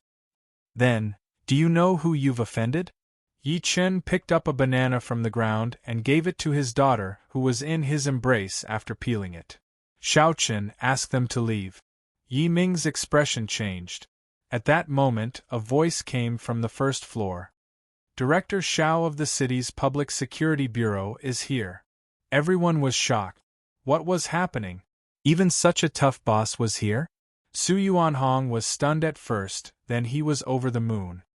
"You're dead meat. Director Shao is here." As soon as he said that, Yi Hai, Yi Ming, and the rest had a change of expression. Su Zhong glanced at them proudly. Now, he knew that it was useless to regret. Soon, a middle-aged man in casual clothes walked up. A middle-aged man in casual clothes walked over. Su Yuanhong hurriedly greeted him with a face full of smiles. Senior brother, however, Director Shao seemed to not see him. He walked straight to Yi Chen and said in a slightly respectful tone, "Greetings, Master Yi." Dead silence filled the place. Su Yuanhong looked like he had turned into stone. Yi Hai, Yi Ming, and the rest were dumbstruck. The welcoming voice came again. "Director of Oshan International Fashion Company, Limited, Ms. O Lan is here. Director of Emperor Building Materials Company, Mr. Huang Hao is here. Director of Yingjia Technology, Mr. Zhao Jian is here. Director of Hongtai Entertainment, Lin Tai is here. Director of the Han family, Old Master Han, Han Helen is here. Old Master Gu of the Gu family and Ms. Gu Ying are here. There were more than 30 people greeting the guests. All of them were well-known business tycoons in the Southern Heaven region, and some of them were even big shots in the political circles. Lin Tai, also known as Brother Leopard, could be considered the underground emperor of the entire Lin city. They did not expect him to be here too. What shocked them the most was that even the old masters of the two wealthy families in Tiannan, the Han family and the Gu family, were here too. Those two were old seniors who could shake Tiannan by stomping their feet. It was not an exaggeration to describe them as highly respected. Gasp! The crowd gasped. They were dizzy from the series of names, and their legs were shaking. Su Yuanhong, Su Zhong, and the rest were completely stunned. Yi Ming was dumbstruck. I don't think I've invited these bosses for my daughter's engagement, have I? Moreover, even if I did, they wouldn't come. Why do they look like they're at a market now? Before they could think too much about it, Old Master Gu and an old man with gray hair led tens of people over. Everyone walked to Yi Chen. Old Master Gu took the lead and clasped his fists. Greetings, Master Yi. Subsequently, he said to Yi Ming, who was dumbstruck while smiling, Congratulations, Mr. Yi. You've given birth to a great daughter. Just when Yi Ming was going to speak, a stuttering voice came from outside again. Dianan's Chao family, Zhao family, Lu family, Xiangnan's Zhang family, Wen family, and Feng family are kneeling at the door. They're asking to see Master Yi. Hearing that, everyone felt their vision go black, and they almost fainted onto the ground. All of the wealthy families in the entire Tiannan were here. Moreover, they were kneeling at the door just to see Master Yi. Yi Ming, Yi Hai, Yang Hui, Su Yuanhong, Su Zhong, and the rest looked at Yi Chen with shock in their eyes. If they remembered correctly, those people called Yi Chen Master Yi earlier. Su Yuanhong gulped hard. He felt like he had gotten himself into big trouble. Yi Chen said to the greeter downstairs without even lifting his head. Make them kneel. Chapter 173. Let them continue to kneel. Yi Chen's voice was neither loud nor soft, but it spread to every corner of the 3 floors of the Dongda Hotel. Everyone felt dizzy. The people outside were the wealthy families of the entire Tiannan. Any one of them could shake Tiannan by stomping their feet. Who exactly was this Master Yi? Forget that he did not welcome him personally, he even made them continue to kneel. Only a portion of them were stunned at first. Subsequently, their expressions changed drastically as horror filled their eyes. They seemed to have recalled who Master Yi was. They jolted and looked at the 3rd floor with burning passion and respect in their eyes. Master Yi was in this hotel too? However, most of them were secretly waiting to see what would happen to Yi Chen. This Master Yi was courting death since he dared to make all the wealthy families of Tiannan kneel. Even the receptionist at the door was no exception. She was stunned for a moment and walked outside while suppressing her shock. She stammered to the few people kneeling at the door, Master. Master Yi said to continue kneeling. She was prepared to be scolded after saying that. However, to her shock, those people nodded at the same time and said, Sure, please tell Master Yi that we're wrong. As long as Master Yi can forgive us, we're willing to kneel for as long as we can. Sure. The receptionist's body trembled slightly. She turned around with difficulty and said to the 3rd floor, And Master Yi, they said that as long as you can forgive them, they're willing to kneel for as long as… Gasp! The entire Dongda Hotel gasped. It was dead silence on the 3rd floor of the hotel. Su Yuanhong remained where he was earlier. If one were to look closely, one would notice that his entire body was shaking. Sweat the size of beans was dripping from his hair. No matter how dumb he was, he knew what was going on. There were so many bosses here today, and all of them were here for Yi Chen. Any one of them could destroy the Song family. Who exactly did I offend? He could not stop screaming in his heart, feeling regretful. Fear filled Su Zhong's face. He had lost the arrogance and pride he had earlier. His lips were shaking as he repeated, How is this possible? How is this possible? Yi Chen's parents and Yi Wen's family were the most shocked. Yi Wen was still fine. After all, she knew that her cousin was Master Yi. Yi Hai, Wu Lan, and Yi Ming, on the other hand, were dumbfounded. They instinctively thought that these people had gotten the wrong person. Yang Hui's face twitched hard. She forced a smile that looked uglier than crying. Yi Chen, do they call you Master Yi? Because I am Grandmaster Yi. Subsequently, he glanced at the dozens of people standing before him expressionlessly. He did not know many of them and had never seen them before. His gaze rested on Old Man Gu and Old Man Han for a moment, and he immediately understood. The Gu family wanted to use today's engagement banquet to promote themselves and the Yi family. Unfortunately, part of Yi Chen's identity was exposed. Xiao Chen, this. Yi Hai could not help but ask. Dad, I'll explain to you later. Yi Chen smiled, and his gaze turned cold gradually. Which one of you is Chief Xiao of the Linen City Public Security Bureau? Come out and let me have a look. As soon as he was done speaking, a middle-aged man with a potbelly in casual clothes walked out. He was all smiles. Master Yi, that's me. Yi Chen took a good look at him and pointed at Su Yuanhong before him. Do you know this person? Su Yuanhong closed his eyes in despair. Su Yuanhong closed his eyes in despair. Oh no. Everything was over. On the other hand, Su Zhong seemed to have seen his savior. He said as if he was asking for help, Uncle Xiao, it's me, Xiao Zhong. Chief Xiao glanced at the father and son coldly. He then shook his head numbly. Master Yi, I don't know any of them. Plop. Su Yuanhong fell onto the ground. Uncle Xiao, Yu Su Zhong stared at Chief Xiao in disbelief with his eyes wide open.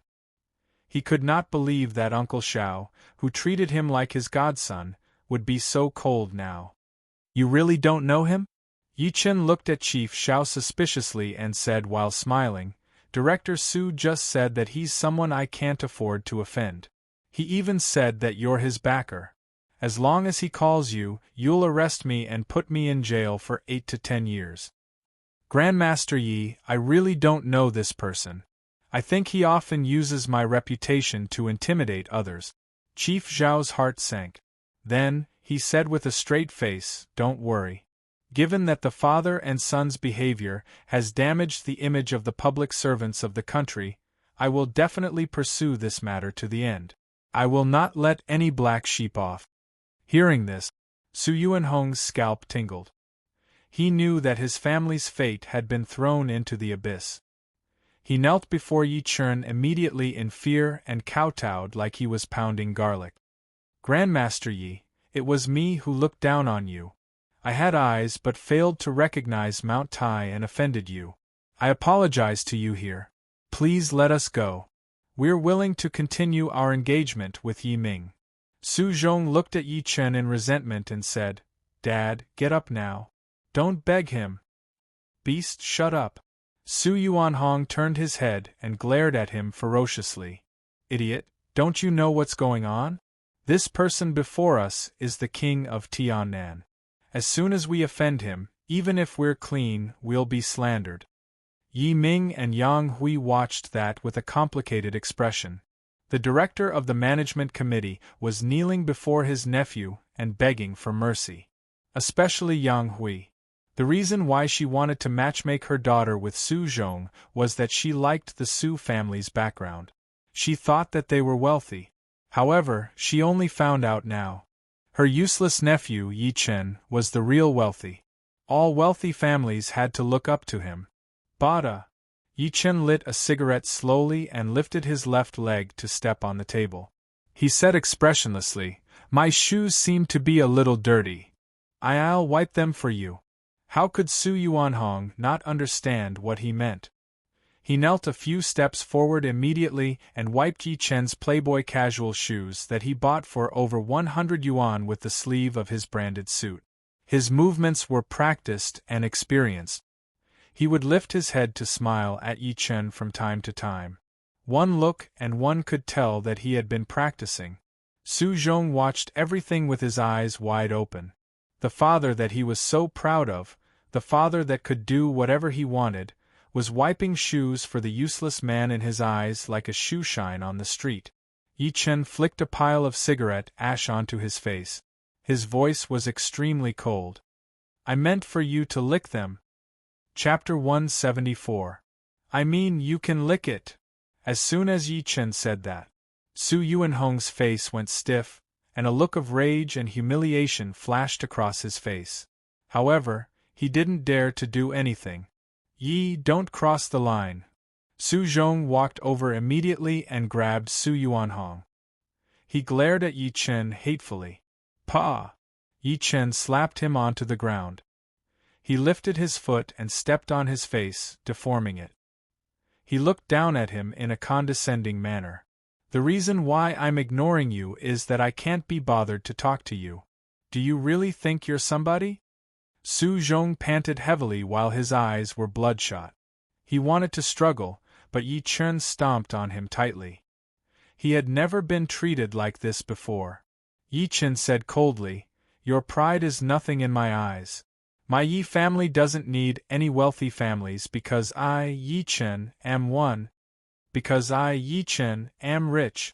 As soon as he said that, none of the big shots present dared to utter a single word of objection. Instead, they secretly nodded in admiration. Yes, people like Grandmaster Yi did not need to seek connections with wealthy families. Wealthy families were not even worth mentioning in his eyes. The Lord did not see. The Song family of Jiangbei was almost wiped out by him. Only the women, children, and some servants were left. Su Yuanhong's mother, who was standing aside, shrieked when she saw what happened to her son and husband. She charged at Yi Chen while baring her fangs, seeming to want to fight him. Pa!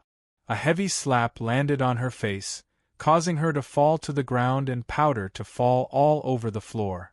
She wanted to stand up by instinct, but she met Yi Chen's cold gaze. If you dare move again, I'll kill you right now. She couldn't help but shiver, and her face turned pale. She was scared to the point of peeing in front of everyone.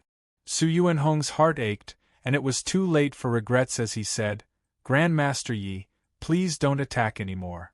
As long as you're willing to let us go, I'm willing to do anything. At that moment, Yi Hai and Yi Ming said in unison, Forget it, Shaochen. Let them go. Yi Chen nodded and enunciated word for word, while looking at Su Yuanhong and his son. Let me ask you guys, are you guys convinced now? I'm convinced. I'm convinced. Su Yuanhong nodded repeatedly. Yi Chen turned his gaze to Su Zhong beneath his feet. Su Zhong instinctively wanted to retaliate, but after sensing Yi Chen's murderous intent, all his hatred was instantly replaced by fear. I surrender! I surrender! Get lost! Yi Chen retracted his legs slowly.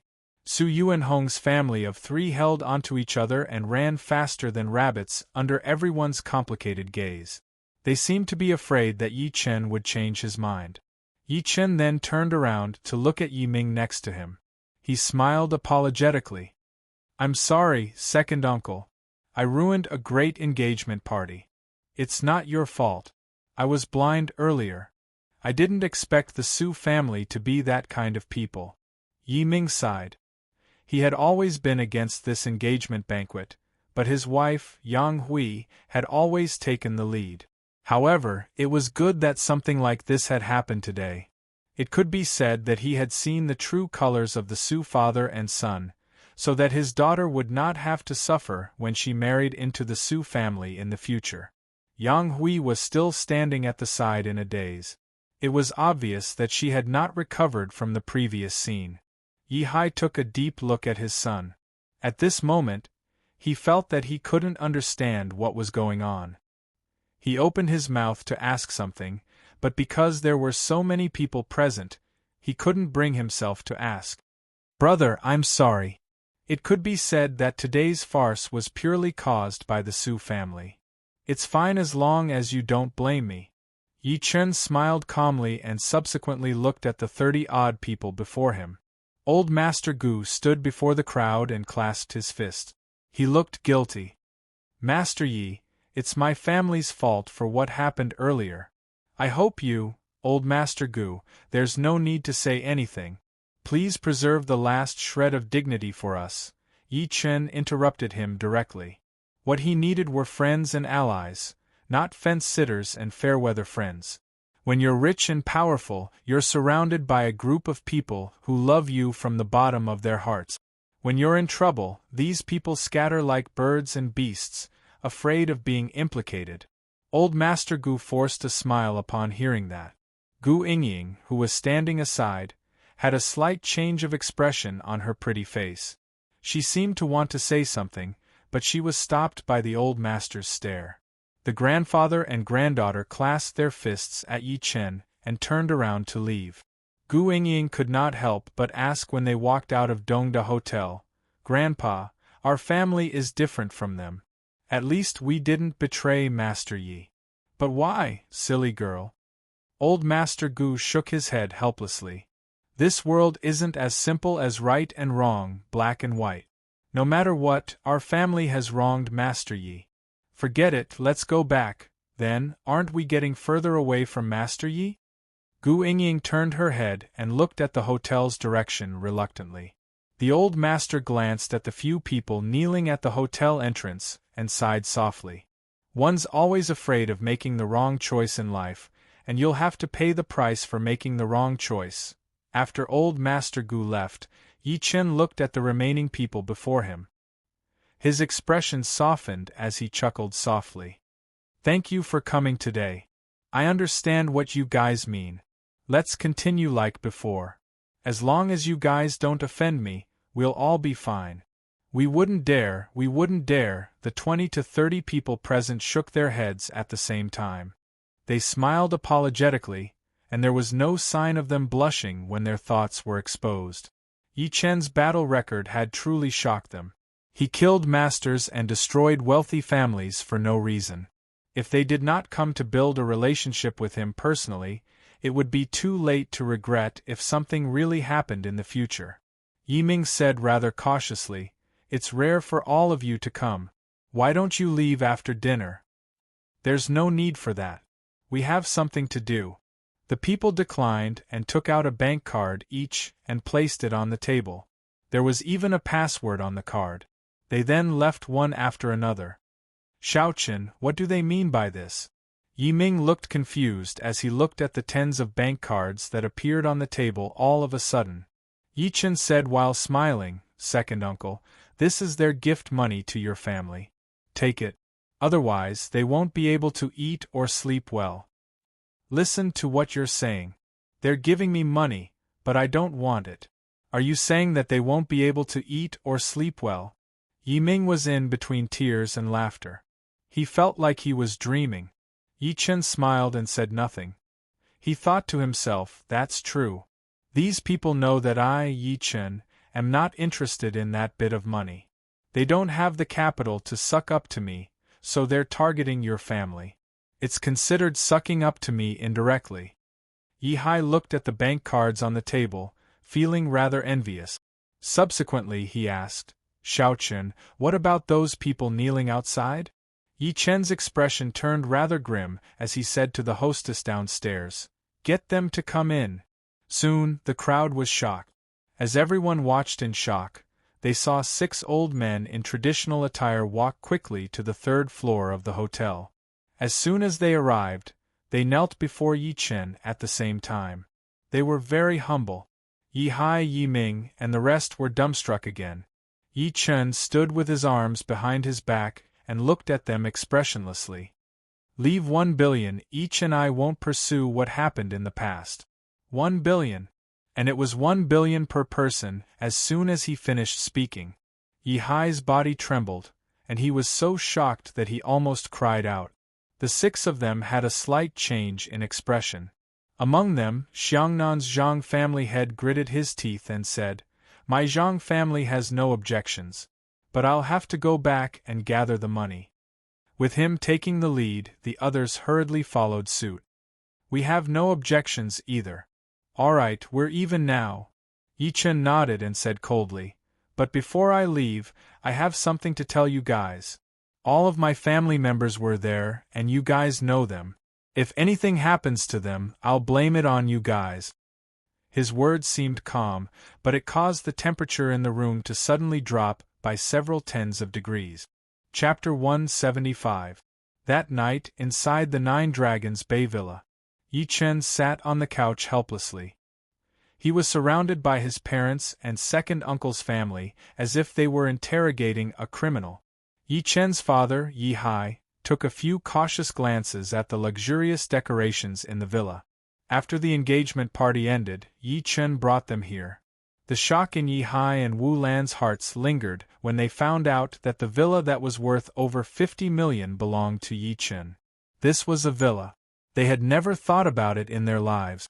Compared to their shock, Yi Ming was much calmer. After all, he had already found out that the villa belonged to Yi Chen. He coughed and looked at Yi Chen in a judgmental manner. Xiaoqin, why are they calling you Master Yi? As soon as he said that, apart from Yi Wen, the rest looked at Yi Chen one after another, especially his parents. Their expressions seemed to be saying, if you dare to hide this from us again, we'll beat you to death. Indeed, the engagement banquet during the day gave them a huge shock. It was not an exaggeration to describe it as terrifying. Not only did all the bosses in Tianan come uninvited, but they were also respectful to Yi Chen. Even the mayor did not receive such treatment. The most shocking thing was that the masters of the few wealthy families in Tianan knelt to Yi Chen. They even promised to transfer 1 billion to Yi Chen's account within 3 days before they left. Yi Chen's second aunt, Yang Hui, hid behind Yi Ming. She dared not look Yi Chen in the eye as she was afraid that he would take revenge on her. Yi Chen could only shake his head when he realized that he could no longer hide the fire. He stretched his arm out slightly, and a fireball the size of an adult's fist appeared in his palm. As soon as the fireball appeared, the temperature in the living room suddenly rose a lot. Even though they were far away, they could still feel the blazing heat. Everyone's eyes widened as they stared blankly at this scene. Fire appeared out of thin air. Other than a magician, they didn't dare to think of anything else. Even Yi Wen, who knew that Yi Chen was powerful, could not help but cover her red lips as shock filled her pretty face. Yi Chen glanced at them and said, Dad, Mom, second uncle, there's something that I've been hiding from you guys. In reality, I had a fortuitous encounter during the 5 years that I disappeared and obtained supernatural power. After saying that, he put away the fireball in his palm. With a thought, he used the frost spell. A ball of cold air instantly appeared in his palm, and finally, his entire hand was covered in a thick layer of ice, like a hand of frost. Superpower? Yi Hai's lips trembled. He couldn't believe what he was seeing. The scene in front of him was just too shocking. Not bad. Yi Chen nodded and lifted his arm to press the redwood table before him softly. A palm print the size of a palm appeared on the table. The palm print was 5 to 6 inches deep. Yang Hui jolted upon seeing that. Her face was extremely pale, and she almost fainted from the shock. She was secretly relieved that Yi Chen had never attacked her before. In short, with this ability, I can change my own fate, and even control the life and death of others. That's why the people that you guys saw during the day are so afraid of me. They're afraid of me, and they respect me. Yi Chen stopped talking as he spoke to this point. Instead, he looked at his parents and the rest quietly. He knew that they might not be able to accept all of this anytime soon. Fortunately, he did not tell them that he had actually gone to the cultivation world during the 5 years that he had disappeared. In the end, he had even gone to the immortal world to become a heavenly emperor. Moreover, he did not tell them that he had killed 5 martial Dao masters and hundreds of people within 2 months of returning to Earth. Otherwise, his parents might have gone crazy. The house fell into dead silence. It was so quiet that they could only hear each other's heavy breathing. Stop talking. Let me digest this. Yi Hai took a deep breath in and could not stop pacing in the house while holding his chest. He seemed to be having a hard time with his heart. Yi Ming, on the other hand, was the first to snap back to his senses. He laughed out loud and his voice was shaking. Brother, there's a real dragon in my family. A real dragon from the 9 heavens. The Yi family's ancestors had been poor farmers for 8 generations. It was Yi Ming's generation that they barely got out of poverty. They no longer had to stay in the village and farm. However, it was nothing compared to Yi Chen's current strength.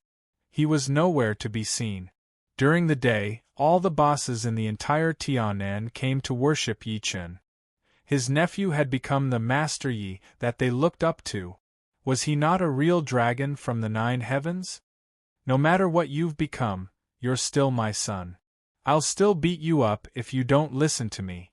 Yi Hai sighed and said weakly, I just want to know if the country will capture you for human research since so many people know that you have such great abilities. That was what he was most worried about. Wu Lan scoffed and said, I'll fight whoever dares to capture my son. Yi Chen was in between tears and laughter. Yi Chen did not know whether to laugh or to cry. However, he felt warm inside. This was what parents should do. He shook his head and said, Dad, perhaps you guys don't know this, but there are many people like me in this world. They're called ancient martial artists. They're similar to the martial arts experts in novels. It's legal, and they won't be captured for research. Yi Hai heaved a sigh of relief, as if a heavy burden had been lifted from his shoulders. At that moment, Yi Chen's second aunt, Yang Hui, walked out. She looked at Yi Chen in guilt. Xiaochen, I apologize to you here. I shouldn't have treated you guys like that. I'm too snobbish. I'm sorry, however. Yi Chen said nothing. He had nothing against his second uncle, Yi Ming, and the misunderstanding between him and Yi Wen had been resolved. The only thing that bothered him was his second aunt. It was not a matter of being considerate. Before he returned to Earth, his daughter was sick. His parents could not get help even when they begged for help. They had no choice but to borrow money from loan sharks. Moreover, they were only short of 10,000 yuan. Was 10,000 yuan a lot? As the closest person to Yi Chen's family, not only did Yang Hui not help them, but she also added insult to injury. She even stopped her second uncle, Yi Ming, from helping Yi Chen's family. Yang Hui could not help but look at Yi Ming for help upon noticing that Yi Chen said nothing. Yi Ming turned his head away, pretending that he did not see anything. It was the barrier between the two families. If Yi Chen's family did not say anything, the barrier would never be removed. Yang Hui looked at her daughter again. Yi Wen moved her lips, looking like she could not bear it. However, she said nothing eventually. Her face turned pale at that moment. She forced a smile and was going to kneel. It's my fault.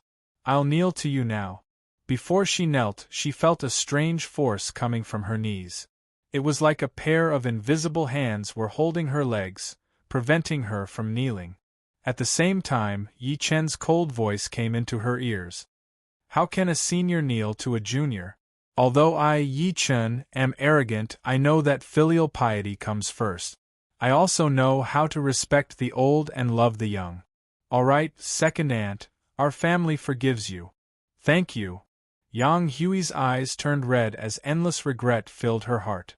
If she was forced by the situation earlier, then she had truly woken up at that moment. That's right, shall we? Let bygones be bygones. You must remember that we'll always be a family.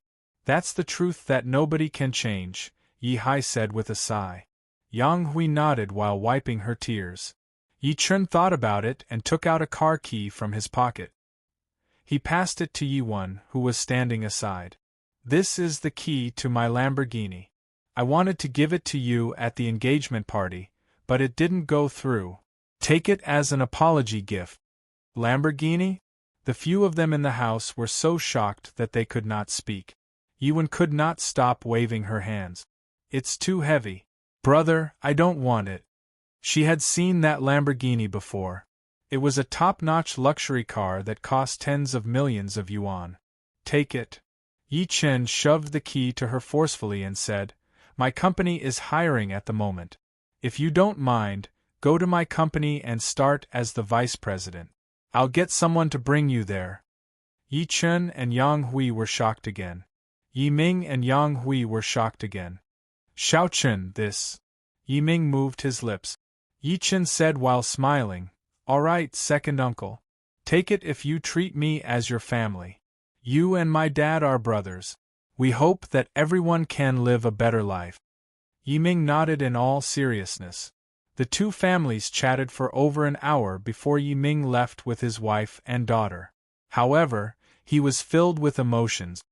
"Ancestors of the Yi family, do you see this? Your descendant, Yi Chen, has grown up. Our Yi family is going to be successful from now on." At night, after Yi Chen's mother, Wu Lan, carried Meng Meng back to the room to sleep, Yi Hai turned the volume of the television to the highest. Yi Hai turned the volume of the TV to the highest. Subsequently, he took a good look at Yi Chen and asked all of a sudden, "Tell me the truth. Are you planning to go to Beijing?" Chapter 176. Yi Chen was secretly shocked as soon as he said that. "Dad, how did you find out?"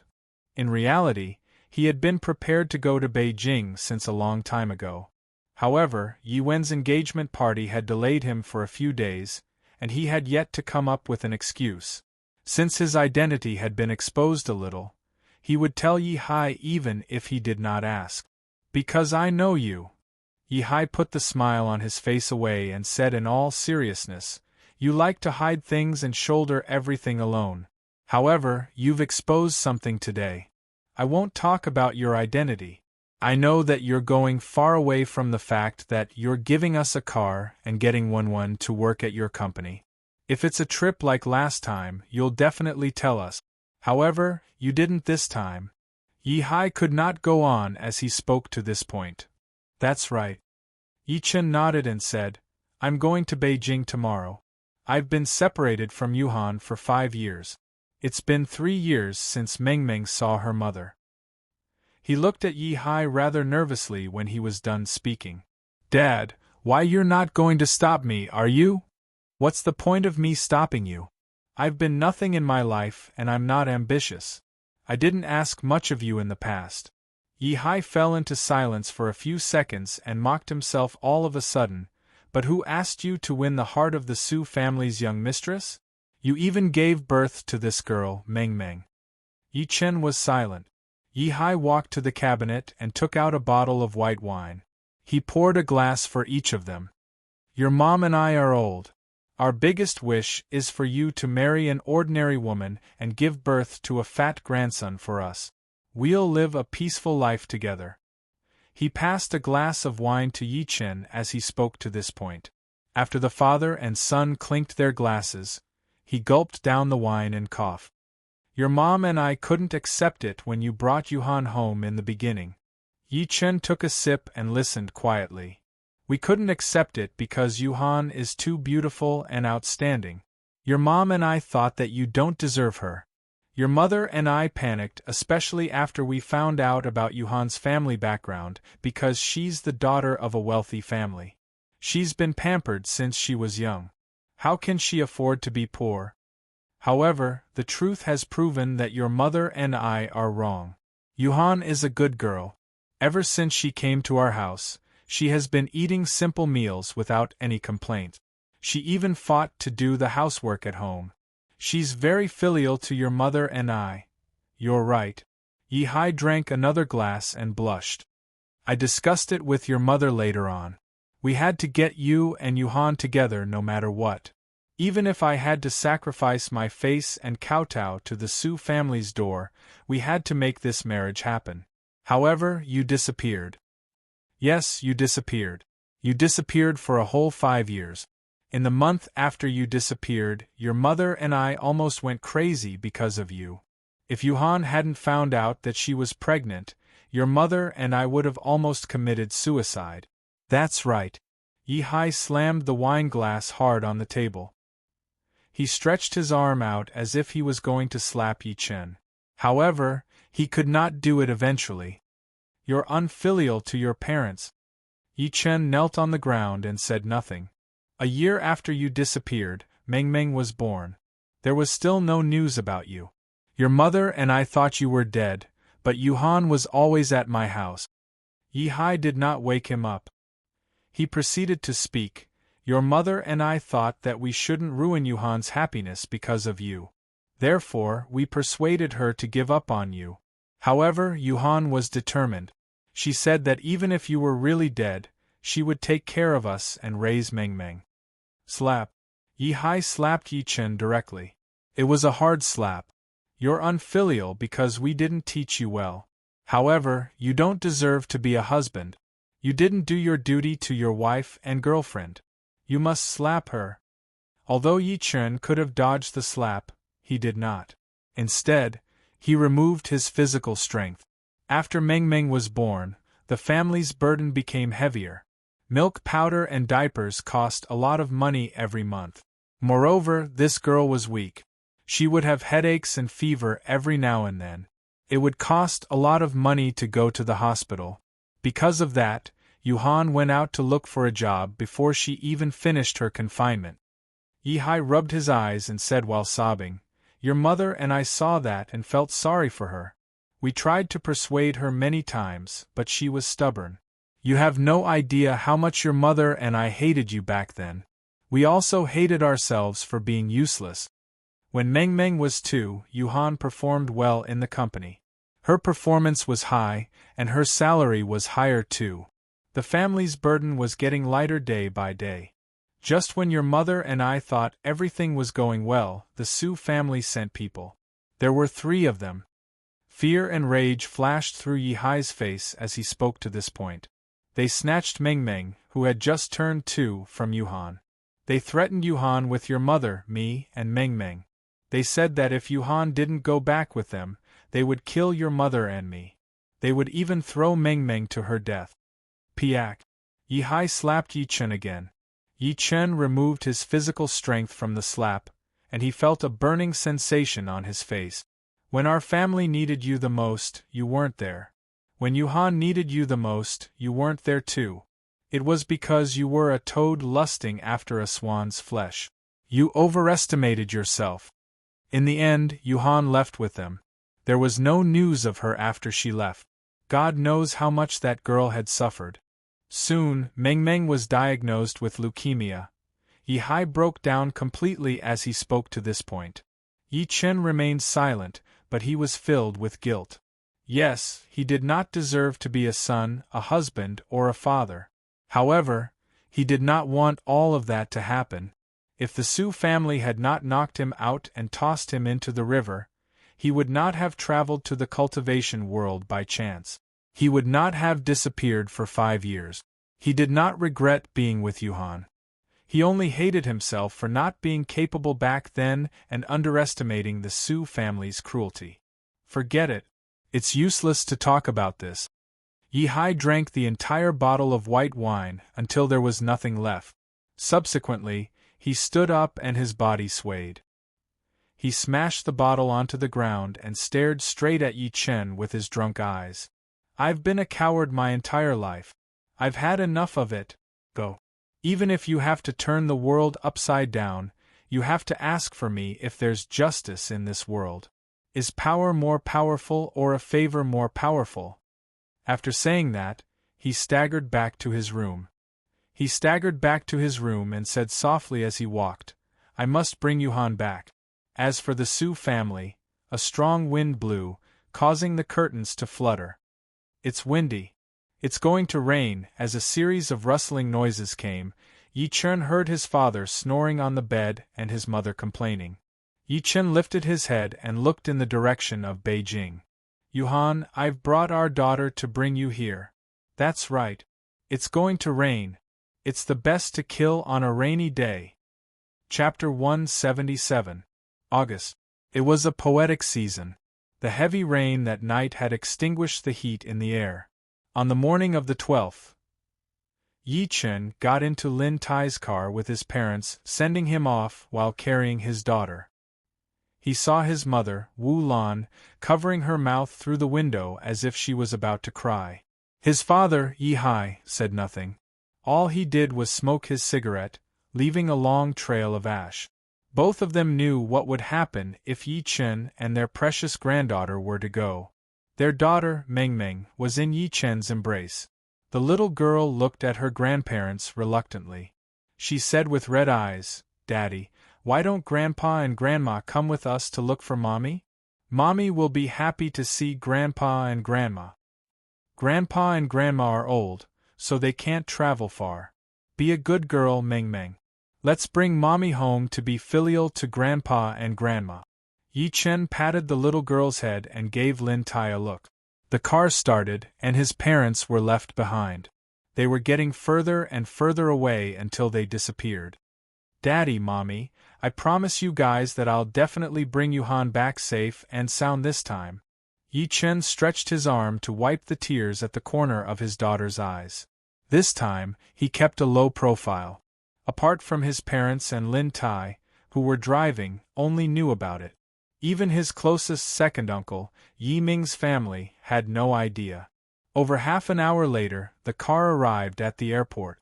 Yi Chen walked out of the car while carrying his daughter. He did not bring any luggage with him because they were all in his storage ring. Lin Tai said hesitantly, "My lord, why don't I go with you? I know someone over there." "There's no need. Stay in Tianan and complete the mission that I gave you earlier. At the same time, take care of my parents and my company. Come back when the time is right." Yi Chen shook his head. Yi Chen walked into the airport entrance while carrying his daughter after saying that. Lin Tai had respect on his face as he watched him leave. He inhaled and enunciated word for word, "The true dragon has entered the sea. Beijing is going to be turned upside down." At the same time, the martial Dao world that had been quiet for a few days was stirred again. The heaven leaderboard had changed again. Moreover, it was the first time the top 10 were announced to the world. The heaven leaderboard had always kept track of the top 50 powerhouses in China. In the past, only the top 40 had been announced, which made everyone curious about the top 10. Now that it was finally announced, how could everyone not be excited? Inside a manor in Jinling City, two old men in their 50s or 60s were playing chess in the courtyard, each holding a black and a white. The two seemed to be evenly matched, and they were in a deadlock with their brows furrowed. "Grandpa, Grandpa!" At this moment, a joyful voice came from inside the house, followed by a series of hurried footsteps. A gorgeous woman wearing a pink bath towel and slippers ran out of the house. The girl's face was filled with excitement. As she ran, her impressive chest bounced up and down. Yu Jiuchong glanced at her and immediately turned his face away. He said while twitching his lips, "Susu, can't you be more discreet with your clothes? Your grandpa Shen is watching." Hearing this, the other old man's face turned red. He coughed violently and hurriedly withdrew his gaze. Yususu just snapped back to her senses. She blushed and stuck her tongue out playfully. "No, Grandpa, the Heaven Leaderboard has been updated. The Heaven Leaderboard is updated every year. It's normal. Do you have to run out without changing your clothes?" Yu Jiuchong said angrily. Yu Susu stomped her feet and added immediately, "No, the top 10 of the Heaven Leaderboard has been updated this time." "What? The top 10 has been updated?" As soon as she said that, shock flashed through Yu Jiuchong and Old Man Shin's faces. They threw the chess game aside and rushed into the house. They turned on the computer and logged into the Martial Dao World Forum. They were even more excited than Yu Susu. Top 10 of China's Heaven Leaderboard. 5 bold golden words appeared before their eyes. Yu Jiuchong suppressed the throbbing in his heart and continued reading. Number 10 on China's Heaven Leaderboard, Unquestionable Sword, from Luoyang. Age 40. Level, Intermediate Innate Stage. He's known as one of the Eastern Superior, Western Overlord, Mad Southern, and Northern Devil. He's an expert in Sword Dao. He can even control the sword to take someone's head from 100 steps away. He's known as the Sword God of China. Before Mad Southern Yi appeared, He was the most powerful one among the Eastern Superior, Western Overlord, Southern Killer, and Northern Devil. Yususu asked curiously with her beautiful eyes wide open, "Grandpa, is this unquestionable sword really that powerful? He can take someone's head from 100 steps away with his sword?" "That's right." Yu Jiochong nodded and recalled. "This person is different from Yuan Bupo and the rest. He's mysterious. I saw him once in Luoyang 20 years ago. I could feel the sword intent on his body from 10 meters away. It was like a thorn in my back." "Grandpa, you were a martial Dao master 20 years ago. His aura can affect you from 10 meters away?" Yususu was shocked. The old man with the surname Shun, who was standing aside, sighed and said, "Silly girl, there are different masters. Take someone like Unquestionable Sword, for example. His aura is powerful, and his energy is majestic. Masters who are slightly weaker will lose their will to fight just by looking at him. Oh God, Unquestionable Sword is already so powerful, but he's only ranked number 10. I can't imagine how terrifying the people before him are." Yususu was shocked. The few of them proceeded to read on. Number 9 on China's Heaven Leaderboard, Wei Wuya. Age 38. Level, Intermediate Innate Stage. Number 8 on China's Heaven Leaderboard, Yan Nanfei. Age 39. Level, Intermediate Innate Stage. Number 7 on China's Heaven Leaderboard, Li Yunxiao. Age 41. Level, Mastery Innate Stage. Number 6 on China's Heaven Leaderboard, Han Qinhu. Age 45. Level, Mastery Innate Stage. 20 years ago, he fought 3 masters on his own. In the end, 2 died and 1 was injured. Yu Jiochong's face turned a little gloomy as he read to this point. He seemed to have recalled something sad. "Grandpa, was it Commander Han who injured you back then?" Yususu asked, poking at his sore spot. Yu Jiochong nodded lightly and said in all seriousness, "Your first master, second master, and I are from the Xing-Yi sect. Your first master killed many people to avenge his personal grudge, and the military came to suppress him. Commander Han broke into the Xing-Yi sect alone. To protect the inheritance, your first master, second master, and I could only fight him. It was 3 against 1. In the end, your first master and second master died in Commander Han's hands. If not for Commander Han's magnanimity, I'm afraid I would have died in that battle. Although that was the case, I was severely injured in that battle. My cultivation base regressed, and I'm no longer a master." Yu Jiochong looked lonely as he spoke to this point. Yususu's eyes turned red, and she comforted him immediately.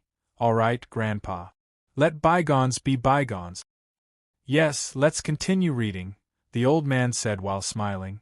Number 5 on the China Heaven Leaderboard, Su Chongming. Age, 42. Level, Late Stage Connate Cultivator. Number 4 on the China Heaven Leaderboard, Pang Yuanqing. Age 36. Cultivation Level, Late Stage Connate Stage. Number 3 on the China Heaven Leaderboard, Qin Xiaotian. Age 34. Cultivation Level, Late Connate Stage. Bodyguard of Zongnanhai. Nickname, Maniac.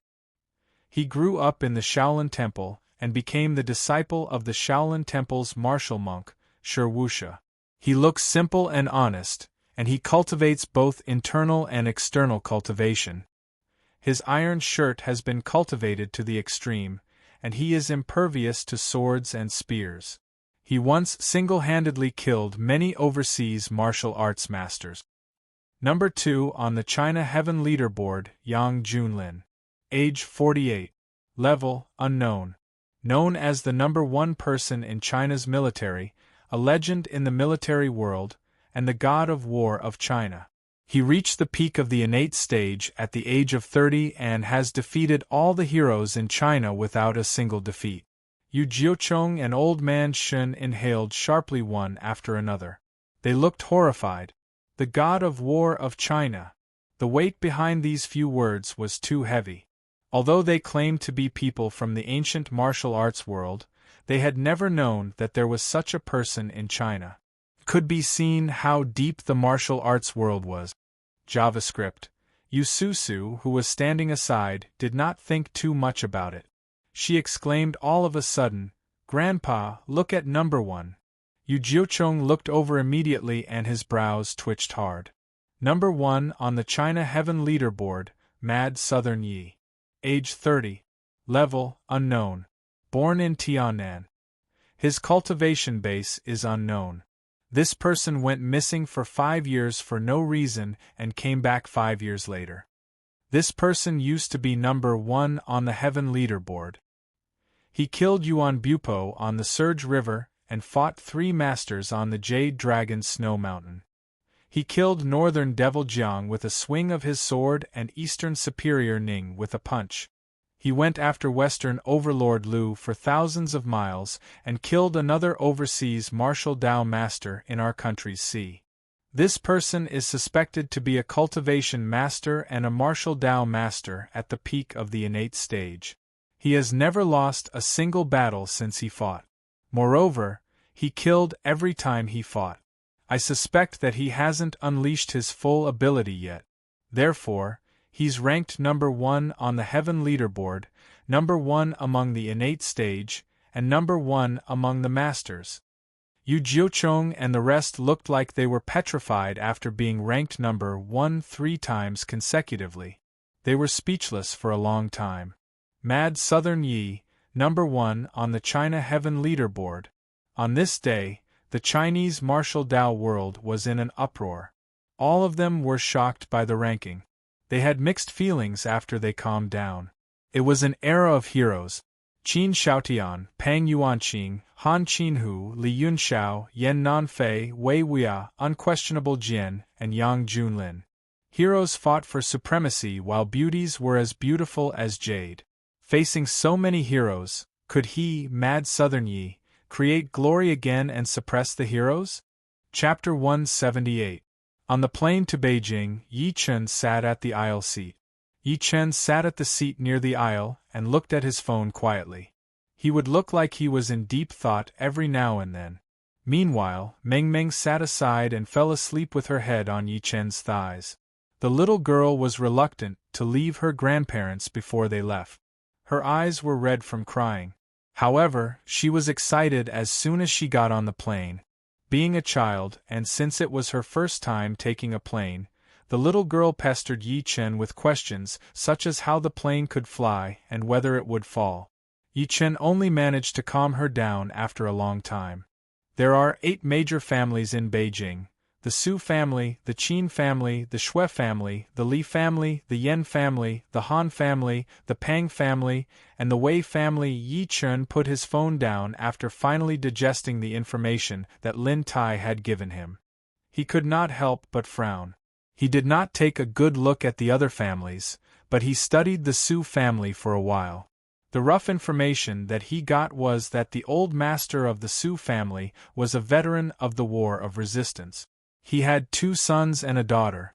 The eldest son was Su Chonglin, the second son was Su Chongming, and the youngest daughter was Su Ting. Su Chonglin was Su Yuhan and Su Yuwei's biological father, but he had passed away due to illness early on. Meanwhile, Su Chongming was Su Qilin and Su Tao's father. He held an important position in the military at the moment while Su Ting had been abroad. 4 years ago, Old Master Su passed away at the Beijing Military First Affiliated Hospital when he was 82 years old. Since then, Su Chongming had been in charge of the Su family. 2 of Old Master Su's brothers were in politics. One of them had climbed to the deputy national level, so it was not an exaggeration to say that he was extremely powerful. Judging from that, the Su family was a real wealthy family. Moreover, it was a top-notch wealthy family with bosses in both the military and politics. I don't care how powerful your family is. You're nothing in front of absolute power. Destroying the Su family is only one of the reasons why I came to Beijing earlier. My main mission is to find Yuhan and bring her home. Yi Chen squinted slightly as he thought to himself, and that guy who's trying to hit on Yuhan, I don't care who you are. From the moment you tried to hit on Yuhan, you're already a dead man. No matter how calm he was, he could not help but feel excited as soon as he thought that he was about to reunite with Yuhan.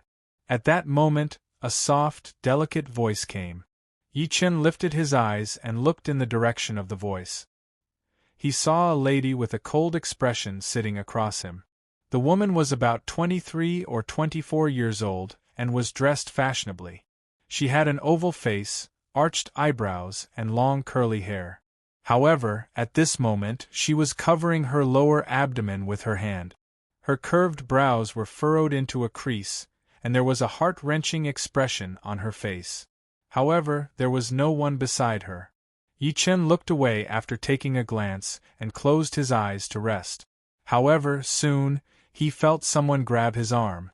When he opened his eyes, he saw the woman sitting opposite him. Her face was deathly pale as she clutched his hand. Her face was covered in sweat, and the sweat spread into the air along with her body fragrance. For a moment it was refreshing. "Mister, help me, I'm in so much pain," the woman snorted as she exhaled. "Help you?"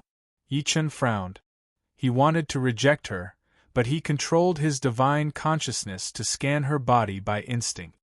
He immediately noticed what was wrong with her. That was dysmenorrhea. The woman was in so much pain that her face was pale, and her forehead was covered with sweat. She looked at him with a pleading expression. "Please, help me call." Yi Chen shook his head and grabbed her hand. What do you want to do?" "I just want you to call the stewardess for me. Don't mess around." The lady was shocked by Yi Chen's abrupt action. She wanted to struggle, but she realized that she could not muster any strength. Just when she was going to scream, her weak voice stopped abruptly. She looked at Yi Chen in disbelief. This was because she realized that there was a warm current coming from Yi Chen's hand that was grabbing her. The heat flowed into her body, and then the painful period that was tormenting her just now was gone. All of a sudden, her beautiful eyes flashed with shock. So this pervert didn't want to take advantage of me, but wanted to cure me. Also, her technique was amazing. She only touched me once, and it didn't hurt anymore. She said awkwardly after snapping back to her senses. "Sir, I'm really sorry about that." "Thank you." "Oh yeah, what's your name? Don't bother me if there's nothing else." Yi Chen retracted his hand calmly and closed his eyes again after reminding her. He had removed the blocked period in the lady's body with his spiritual energy earlier. His words caused the woman to be stunned. What did he mean by "don't bother you"? It sounded like I'm annoying. She pouted, feeling wronged. She, Yan Ning, always thought that her looks and body were extraordinary. Since she was young, the opposite sex had always been around her. However, someone was looking down on her today. Yan Ning turned her head away angrily as she thought to this point. She was sulking on her own. Yi Chen had no idea what she was thinking about. Even if he knew, he would not care. Soon, Yan Ning's soft moan came into his ears again. Impatience flashed through Yi Chen's face. He realized that she was in pain again when he opened his eyes. Yan Ning's pretty face was flushing as she stuttered, Can you touch me again? I am not feeling well again." "Touch you again?" As soon as he said that, an uncle who was reading the newspaper behind Yi Chen almost fell to the ground when he heard that. Sigh, youngsters nowadays. In front of so many people, the uncle looked back and forth between the two of them with a strange gaze. He shook his head and picked up the newspaper again to read. "Please, last time," Yan Ning's face turned even redder. She was dying to dig a hole and hide in it. Those who didn't know better would think that she was that kind of person. But menstrual cramps were really painful. Yi Chen frowned and controlled his divine consciousness to check her body again. He could not help but exclaim, "Did you eat something? For example, herbs with positive properties." Men were yang while women were yin. However, he found that the other party was a woman, but her body was full of yang qi. Under the imbalance of yin and yang, her qi and blood were exuberant, so her menstrual cycle was relatively large. He had just helped her dredge up her blocked menstrual cycle, but it was blocked again. What are yang herbs? Yan Ning was a little confused. Her pretty face turned pale as she said in fear, I am not terminally ill, am I? Yi Chen did not bother to explain to her. Just when he stretched his arm out to clear it for her, a sarcastic voice came into his ears. Hey, do you know how to treat illnesses or not? Are you trying to take advantage of me? Yi Chen saw a young man sitting in front of Yan Ning looking at him as soon as he said that. There was intense disgust and disdain on the young man's face. He had seen the entire process of Yi Chen treating Yan Ning earlier, so deep disdain rose within him. To him, Yi Chen had merely touched Yan Ning's hand. It would be pure nonsense if he said he could treat her just like that. Yi Chen ignored him directly and looked at Yan Ning. Give me your hand. Little did he know that his neglect made the young man feel guilty. The young man was getting more and more powerful. He said to Yan Ning while looking at her, Don't listen to him, pretty lady. He's trying to take advantage of you. He paused at the end of his sentence and proceeded to say, My family has been studying medicine for generations. If you don't mind, I can take a look at you. It's better than someone with ulterior motives. Pride flashed through his face as he spoke to this point. To him, Yan Ning would most likely agree to his request as soon as she heard that he was a doctor. No, I want him to show it to me. You go back to where you came from. However, Yan Ning pouted impatiently. She got down from her seat and walked to Yi Chen. She could not stop shaking his arm while holding his hand. Sir, just touch me again. I promise it'll be just once. I'll treat you to a meal later. The smile on the young man's face froze. What she said created an intense reaction in the car. Many of them had obvious jealousy and envy on their faces. Yan Ning's pretty face blushed when she sensed the people's strange stares. The young man secretly clenched his teeth and scoffed. Some people are really shameless. They're cheating and taking advantage of a lady. Are you saying that I'm cheating? Yi Chen looked at him expressionlessly. That's right. That's what I said. If you really have medical skills, why don't you take a look at me? The young man walked over and extended his palm. He was determined to expose Yi Chen's mask. The people in the car watched coldly when they noticed the duo starting to argue. Most of them shared the same thought as the young man. Clearly, they did not believe that Yi Chen had medical skills. After all, which doctor would be so flirtatious when treating a patient? He was touching her and treating her to a meal. Yi Chen merely glanced at him and subsequently shook his head. You're beyond cure. You're not far from death. Instead of embarrassing yourself here, why don't you go home and prepare for your funeral? Chapter 179. As soon as Yi Chen was done speaking, the young man was enraged at first. Subsequently, he scoffed and said, I'm terminally ill and I'm not far from death?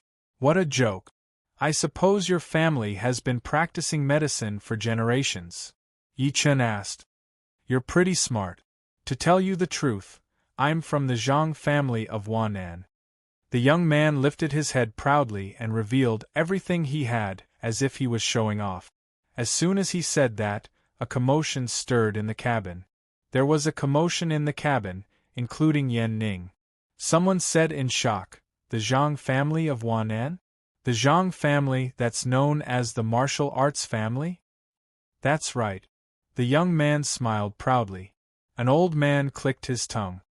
I heard that the Zhang family has been in business for up to 1,000 years. Especially the old master of the Zhang family. He's considered to be the best doctor in China. As a member of the Zhang family, I'm sure this young man's ability can't be too bad. The pride on the young man's face grew when he heard the people's discussion. He looked at Yi Chen with a victorious expression. Yi Chen seemed to have not heard what the people said. He spoke confidently while looking at the young man. That explains it. I can smell up to 1,000 types of medicine on you. I'm sure you've been studying medicine since you were young. Moreover, you've made medicine for yourself to train your body. Just when the young man was going to nod, he heard Yi Chen speak again. That's good news. Unfortunately, you're not proficient in medicine. You didn't master the combination of the medicine completely, so you're poisoned by the combination of the thousands of medicines. I can guarantee that there are no less than 100 types of poison in your body now.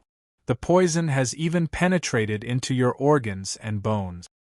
Yi Chen smiled lightly as he spoke to this point. That's why I said that you're terminally ill and you're not far from death. Moreover, I'm the only one in the world who can treat you. Even the old master of the Zhang family can't do it. He had seen all of that through his divine consciousness. The young man could not stop laughing in rage. He was so mad that his face was flushing. If that's what you said, how long do I have to live? 7 steps. Yi Chen shook his head and said, Your vital energy and blood are rushing up because of your rage, speeding up the spread of the poison. I can guarantee that you'll definitely die if you take another 7 steps. Gasp. As his voice fell, the entire cabin burst into an uproar. This was the first time they had heard someone say that a person would definitely die within 7 steps. Not to mention humans, perhaps even highly sensitive medical equipment would not be able to determine that, right? The crowd could not help but shake their head. He thought that Yi Chen was boasting too much. Even Yan Ning, who was standing next to Yi Chen, secretly pulled his shirt, signaling him to stop talking nonsense. However, Yi Chen remained unmoved. You actually said that I will die within 7 steps? As though he had heard something funny, the young man suddenly took a deep breath and said, All right, I'll show you 7 steps now.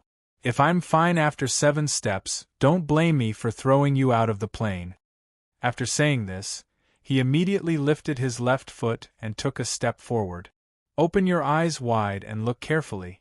This is the first step. There are 6 more steps to go.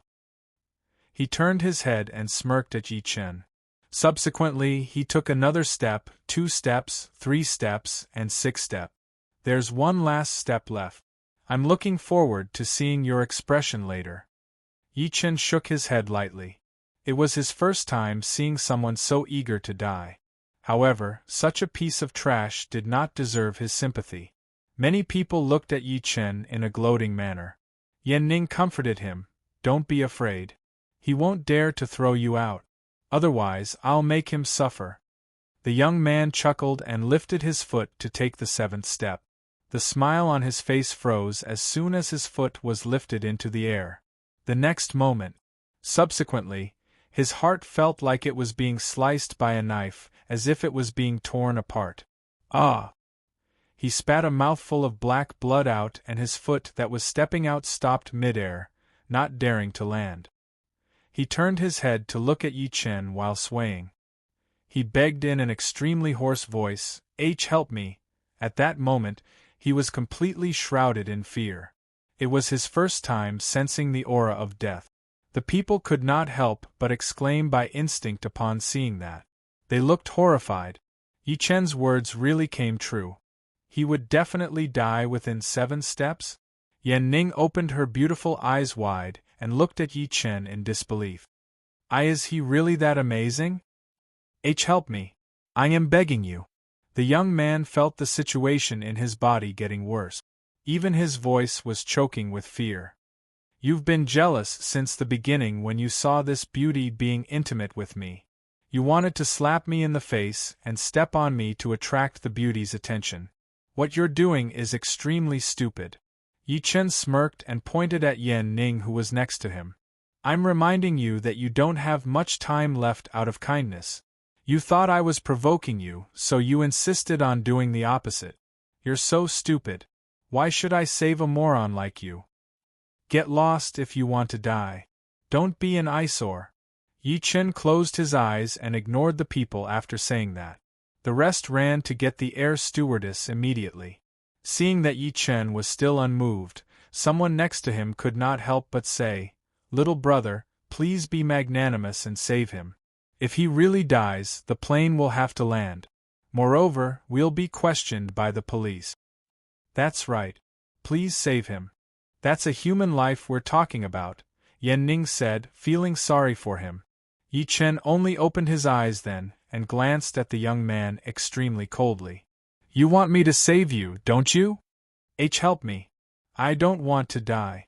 The young man nodded with difficulty. Half of his face had turned black. Clearly, the poison had spread to his face. He would definitely die when it reached his brain. Kneel. Yi Chen said expressionlessly, stand up straight when you're being beaten. People have to pay for their stupidity. The young man's expression changed. However, his life eventually won over his dignity. With the help of a few men, he knelt on one knee before Yi Chen while being dragged by one of his legs. I am sorry. I didn't recognize you, the young man said while blushing. Yi Chen raised his brows and remained sitting calmly. Subsequently, he flicked his finger at the young man. A spiritual energy seed flew into the young man's body at that moment. In the next second, under everyone's incredulous gazes, the poison on the young man's face quickly dissipated. Not long after, his complexion looked much better. At that moment, everyone was convinced of Yi Chen's ability. What a master! The young man said with extreme gratitude, Thank you for saving my life, miracle doctor. I, Zhang Zijian, am extremely grateful. You must visit the Zhang family in the future, miracle Dr. Wannan. He was really convinced. The person before him was a real medical expert, especially what he did earlier. Even the Zhang family's top doctor could not do that. Get lost. Yi Chen said without even lifting his head. The reason why I saved you isn't because I pity you. I just don't want your death to delay my journey. Zhang Zijian smiled bitterly and hurriedly returned to his seat, not daring to say a word of complaint. Yan Ning, who was standing aside, took a good look at Yi Chen and said weakly, Can you touch me again? By the time the doctor arrived, he realized that nothing had happened. Over an hour later, the plane landed at the Beijing Western Suburb Airport. Yi Chen carried his daughter and got off the plane. Just when he was about to leave, Yan Ning stopped him. Hey, miracle doctor, give me your WeChat number so that we can contact each other in the future. I'm sorry, I don't have WeChat. Then, you should have my number, right? Little Yan Jing was pissed and asked, unwilling to give up. I'm sorry, I don't have it either. Yi Chen walked out after saying that. Yan Ning stomped her feet in anger. She secretly cursed Yi Chen for being such a jerk. Meng Meng hugged Yi Chen's neck and looked around the entire airport curiously. She said in her baby voice, Daddy, I'm hungry. Sure, I'll bring you to eat something delicious. Yi Chen smiled. Just when he was going to a restaurant nearby after walking out of the airport, two young men walked to him. They had a strong military aura on them. Soldiers. Yi Chen frowned. The leading young man removed the sunglasses on his face. Mr. Yi, our boss would like to see you. Yi Chen's expression turned grim. I'm sorry, I'm busy. Your boss would like to see me. Get him to come here personally. Also, please move away. Don't block my way. Aren't you going if it's about the Su family? The young man asked coldly. Chapter 180. It was noon at the Beijing military compound. An extremely low-key BMW slowly drove into a retro courtyard. Wherever it passed, no one dared to question it. Yi Chen walked out of the car while carrying his daughter. The young man from before lifted his hand at the courtyard. Mr. Yi, our boss is inside. Please. Two fully armed sentries stood at the entrance of the courtyard house. Their figures were tall and straight, and they looked straight ahead like two statues. Just when Yi Chen was going in while carrying his daughter, the two sentries stopped him all of a sudden. They looked at Meng Meng, who was in his embrace, expressionlessly. This child can't go in. Also, we're going to search her. Please cooperate with us. Yi Chen looked cold. Move away.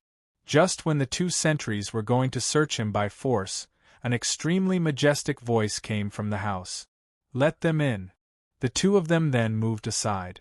Yi Chen carried his daughter and walked in without saying a word. The door was then closed. The decorations in the house were simple. However, there were many calligraphy hanging on the wall, especially one that read, Those who offend my china will be killed no matter how far away you are. The brush was bold and powerful. It was eye-catching. At that moment, an old man in a Chinese tunic suit walked out of the cubicle.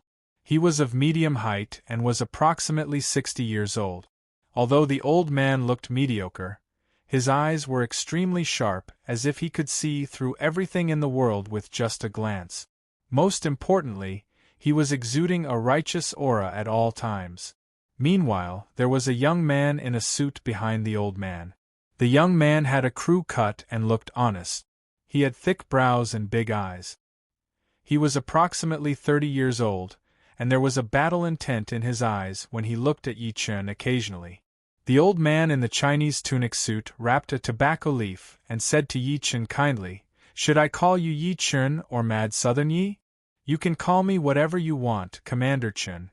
Yi Chen smiled calmly and had his eyes on the young man behind the old man because he sensed a battle intent. In reality, he had figured out the old man's identity since he walked in. He was the commander-in-chief of the military, Old Chen. The old man in the Chinese tunic suit wrapped the tobacco leaf and reached out to take a cigarette from the young man's hand. After lighting it up, he began to smoke. "All right then, I'll call you Yi Chen. You don't have to call me Commander Chen. Just call me Old Chen, or you can call me Director Chen. Sit, don't just stand there." As he spoke, he took the initiative to hand over a stool. Yi Chen sat down while carrying his daughter.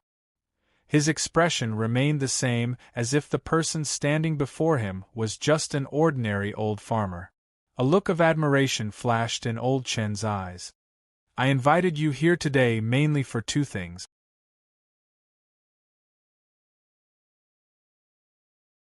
Meanwhile, the Su family has a deputy national level, 2 high officials, 5 director-level people, and 1/3 of their direct descendants in the military. Tell me, how are you going to touch them?" Yi Chen said nothing, but he was secretly a little surprised. Never had he thought that the Su family, one of the 8 clans in Beijing, would possess such great power despite looking insignificant. "Young man, sometimes you can't solve things with just your strength alone. Are you going to kill them with your sword? Then the Su family will retaliate," Old Chen proceeded to say. Yi Chen shook his head and said in a non-committal manner, "But I still think that nothing can withstand a single blow from absolute power. So, do you think your power is above the law? Do you want to go against a country?" Old Chen looked dignified without being angry. "Moreover, this is the country that gave birth to you and raised you. Your ancestors have been living and sleeping on this land for generations. Your parents have even enjoyed benefits such as subsidies and medical insurance from the country." Yi Chen said coldly, "I never said that." Old Chen stared at him for a few seconds and said, "Therefore, you must do things within the scope of the law.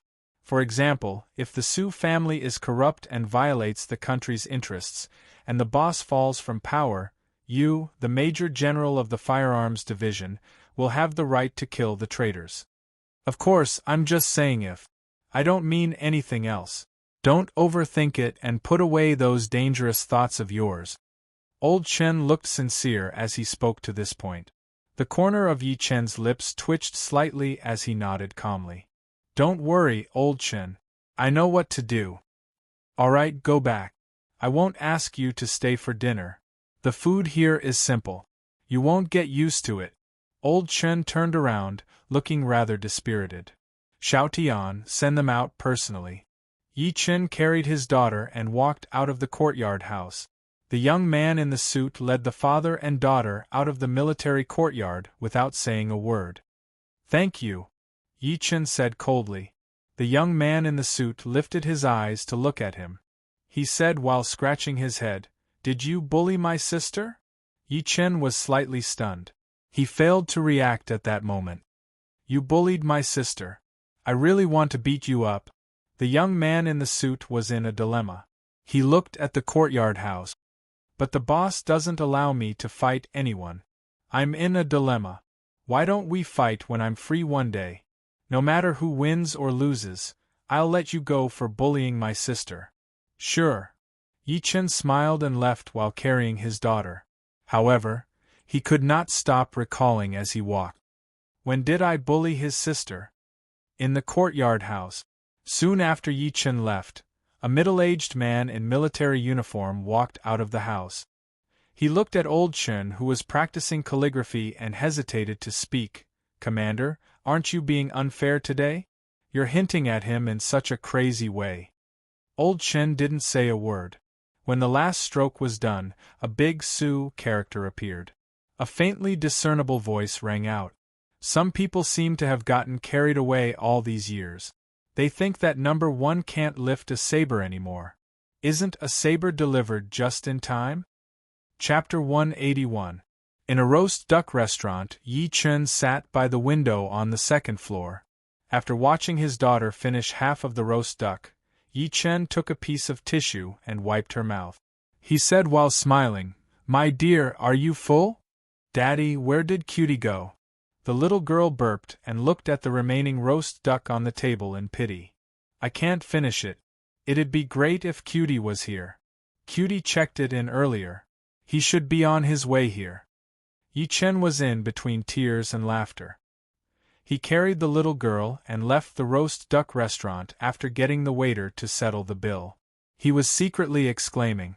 Beijing was indeed the capital of the country. There were all sorts of delicacies. It was like a paradise for foodies. A black Mercedes-Benz was parked outside. A young man walked out of the car as the door opened. He walked to Yi Chen and greeted him respectfully, "My lord." Yi Chen could not help but stop walking and look at him. He came to a realization. "You're Lin Tai's man?" "That's right. My name is Wang Meng. I'm the person in charge that Brother Leopard arranged in Beijing. I've been looking for Ms. Su's whereabouts before this." Wang Meng nodded and said, "Brother Leopard informed me when you got on the plane this morning. I've arranged a place for you to stay." "Thank you, Lin Tai."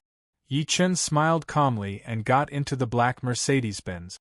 Perhaps because she had just eaten, the little girl fell asleep in his embrace. Soon, the car drove into a retro bungalow. The bungalow was not huge, but the environment was great. To increase their privacy, Lin Tai did not arrange for a maid. Yi Chen got out of the car and walked into the bungalow. He put his daughter, who was asleep on the bed, and walked to the living room to look at Wang Meng. "Do you have any information on Yuhan's whereabouts?" "Not yet." Wang Meng looked nervous and said while shaking his head, "After Brother Leopard arranged for us to come here, we created a delivery company to cover it up. We've been looking for Ms. Su's whereabouts under the name of Delivery. However, there's been no breakthrough until now." Yi Chen shook his head and said in slight disappointment, "Then, is it possible that she's in the Su residence?" Although Su Yuwei had said that she might be hiding in the temple, Yi Chen dared not believe her completely. "Impossible." Wang Meng shook his head with certainty. "We've sent more than a dozen groups of brothers to infiltrate the Su family, but there's no news of Miss Su. Even the Su family's own people don't know about it. One of our brothers failed and raised the Su family's guard. And then it was very difficult for our people to enter the Su family. We even attracted the attention of the local gangs in Beijing. A gang called the Fast Attack Group has been keeping an eye on us. We lost more than 100 brothers because of that." Wang Meng smiled bitterly. Yi Chen could not help but frown. Fast Attack Group? Would there be such a shady existence under the feet of the Emperor? Yes, the Fast Attack Group. They're a security company on the surface, but they're actually a gang. Wang Meng nodded and said, "Moreover, we also found out that the Fast Attack Group has a deep background. It seems to be the Shui family's force." "The Shui family?" Yi Chen's expression turned slightly grim. He had learned about the Beijing organizations when he was on the plane. The Shui family was a wealthy family that was on par with the Su family, the Qin family, the Han family, the Li family, the Wei family, the Pang family, and the Yan family. He came to a realization and asked, "How many temples and Taoist temples are there in Beijing?" I'm not sure how many exactly. Wang Meng pondered for a while and said uncertainly, but there are at least 100 temples and monasteries. No less than 100. Although Yi Chen was prepared, he could not help but be stunned. He said after a few seconds of silence, "How many people do you have under you now?" "Less than 200, Wang Meng replied. Yi Chen ordered, "Send all of your men out and turn all the temples and Taoist temples in Beijing upside down." "High Lord, will this attract the attention of other forces and stop us?" Wang Meng asked hesitantly. Hearing this, a mocking smirk appeared at the corner of Yi Chen's lips. His voice was extremely cold. "I'll kill whoever dares to stop me." The Shui family, the Su family, sensing the killing intent coming out of him, Wang Meng clenched his teeth. "Sure, I'll make the arrangements now." "Oh yeah, High Lord, we have a business in Beijing. It's a medicine store. Do you want to take a look?" Lin Tai had prepared that for him. Lin Tai knew that Yi Chen knew how to refine medicinal pills. Refining medicinal pills required herbs, so he bought a medicine store. "Bring me there." In Beijing's Dongqing district, at the entrance of a Chinese medicine store called the Qi Medicine Hall, Yi Chen got out of the car while carrying his daughter. He stood by the street and looked at the medicine store before him. The medicine store was not big. It was only over 100 square meters, and there would be customers coming and going from time to time. Lin Tai really knows how to get things done. He's done all of that without any prior instructions. It's no wonder such a person can rise in Lin City. Yi Chen secretly nodded and walked into the Qi Medicine Hall under Wang Meng's lead. He smelled the pungent smell of Chinese medicine as soon as he entered. An old man in his 50s was greeting customers at the counter. The man put down what he was doing and welcomed them as soon as he saw Yi Chen and the rest. However, he walked to Wang Meng with a flattering smile. "Mr. Wang, why are you here? Why didn't you tell me that you're here?" Meanwhile, he did not even look at Yi Chen. He thought that he was Wang Meng's follower. Wang Meng was a little embarrassed, so he glared at him immediately and introduced, "This is Mr. Yi next to me. He's the owner of the medicine store, Mr. Yi. This is the manager that we hired, Huang Fugue." Huang Fugue was stunned at first, then he extended his hand to Yi Chen immediately. He was smiling so widely that his face looked like a chrysanthemum. "Oh, you're the boss. I didn't recognize you. Please don't blame me." "Don't worry about it." Yi Chen shook his head coldly and put the little girl in his embrace down. Huang Fugue shouted into the medicine store immediately, "Dainiu, where the hell are you? Serve us some tea now." Not long after, a burly and honest-looking young man walked out with a cup of tea in his hands. The young man was stunned at first when he saw Yi Chen. Subsequently, he said excitedly, "Why, your brother Chen?" "What brother Chen? He's our store's owner. Don't call him that." Huang Fugue glared at him angrily. "It's been a while, Dainiu." Yi Chen smiled lightly. The young man before him was Zhang Dainiu, whom he had met on his way to the woman grassland. He was the young man who had brought the urn to the grassland to fulfill his dead sister's dream. It was Huang Fugue's turn to be shocked. "Boss, do you guys know each other? We've met before." Yi Chen nodded and took the tea from Zhang Dainiu. He said while smiling, "Dainiu, why are you here?" "Brother Chen, oh no, boss, I buried my sister after I brought her to visit the grassland."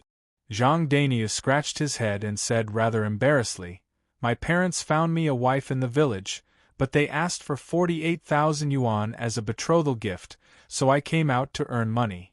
I earn 2,200 yuan a month. I'll spend 200 yuan and send 2,000 yuan back home. I'll be able to marry my wife in 2 years. Then, work hard here. I'll give you a raise if you perform well." Yi Chen could not help but laugh in surprise. His impression of Zhang Dainiu was getting better. The man was honest, loyal, and simple-minded. He was not as greedy as the manager, Huang Fugue. Huang Fugue scolded while laughing, "That's all you've got. Dad, are you bullying my brother Dainu again? Following a dissatisfied shout, a young girl walked in from outside. The girl was in her early 20s and was very delicate and pretty. Her eyebrows were curved like crescent moons, but at this moment her face was panting with anger. What do you mean I'm bullying him? Huang Fugue smiled awkwardly at Yi Chen and took the initiative to introduce. Boss, this is my daughter, Huang Pei. She's currently helping out in the store. Pei Pei greet the boss. In reality, he felt a little guilty. He had thought that there was no boss in the store, so he secretly sent his daughter here. She would still be paid, but she would not do much. Huang Pei only had her eyes on Yi Chen then. Stunned, she said in shock, "You're our boss."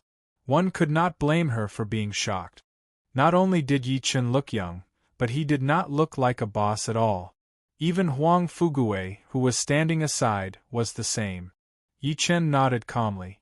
Huang Pei said with her hands on her hips after finally accepting it, "Boss, you must give my brother Dainu a raise. He works from dawn to dusk in our store and doesn't complain about anything." "There's no need for that. I'm not tired at all. As long as Brother Chen doesn't think I'm stupid, I'll be fine." Zhang Daniu's cheeks were flushing as he waved immediately. Yi Chen chuckled softly. Of course. At that moment, there were more customers in the store. Huang Fugue and his daughter got busy. Naturally, they wanted to impress their boss. Just when Yi Chen was about to leave, two ladies walked in through the door. The leading lady was wearing a light yellow dress. She was surprised to see Yi Chen. It's you, Miracle Doctor." Chapter 182. Yi Chen could not help but be extremely surprised to see that it was Yan Ning whom he had met on the plane earlier. Yan Ning, on the other hand, was much happier. She could not stop chattering around Yi Chen as she walked in. "Almighty Miracle Doctor, why are you here? Don't tell me this pharmacy is yours?" Yan Ning was surprised and delighted. When she got off the plane earlier, she asked Yi Chen for his contact number.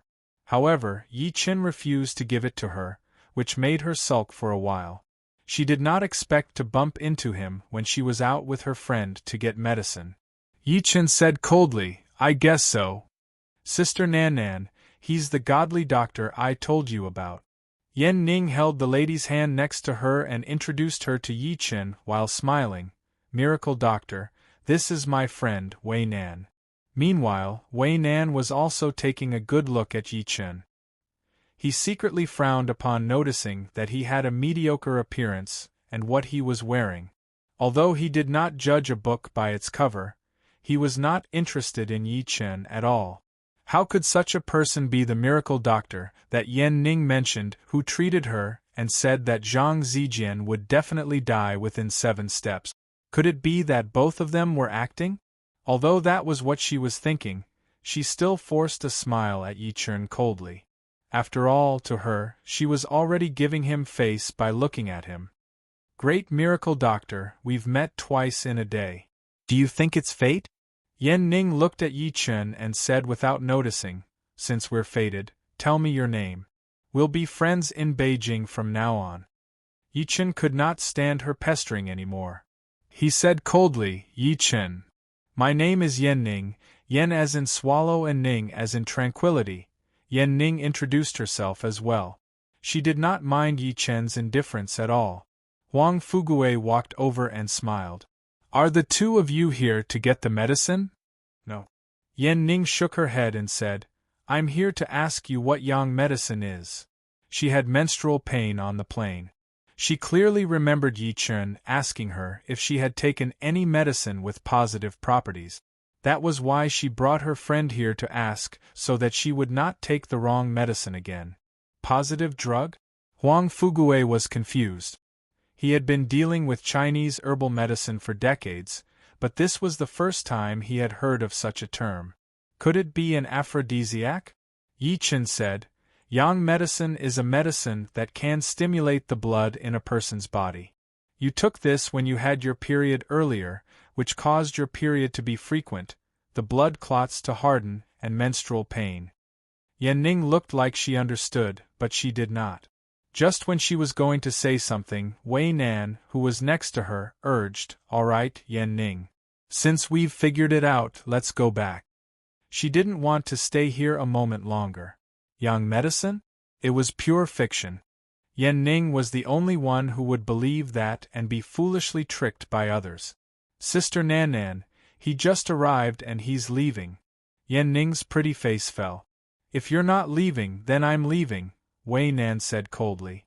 Yan Ning grabbed her immediately and turned her head to say to Yi Chen, "Miracle Dr. Yi, you saved me on the plane. Why don't I treat you to dinner tonight? I'll introduce a few friends to you too. Your restaurant's business will be better then." Just when Yi Chen was going to reject her, Huang Fugue, who was next to him, agreed immediately. "Sure, that's a good idea." He was a smart man, so he could tell that the two ladies before him had an extraordinary identity. It meant that their friends were about the same. With their help, the pharmacy's business would be better, and his salary would increase. "It's a deal. Miracle Dr. Yi, I'll pick you up tonight," Yan Ning said and left before Yi Chen could reject her. After they left, Yi Chen looked at Huang Fugue expressionlessly. "Are you the boss or am I the boss?" He hated it when other people made decisions for him. You are. Huang Fugue jolted and forced a smile that looked uglier than crying on his face. "Boss, I won't do it again. However, if I can really get to know them, perhaps we won't have to pay the protection fee." "What protection fee?" Yi Chen squinted. Wang Meng, who had been quiet, explained immediately. "It's the protection fee. The Fast Attack Group manages this street, and they'll come to collect money from us every month." He did not want to have a conflict with the Fast Attack Group and delay his business, so he could only accept it. After all, he had to lower his head when he was under someone else's roof. What a great protection fee! Yi Chen scoffed and glanced at him extremely coldly. "I don't want this to happen again. Boss, if we don't pay, what if the Fast Attack Group comes looking for trouble?" Huang Fugue's expression changed. An ordinary person like him could not afford to offend them at all.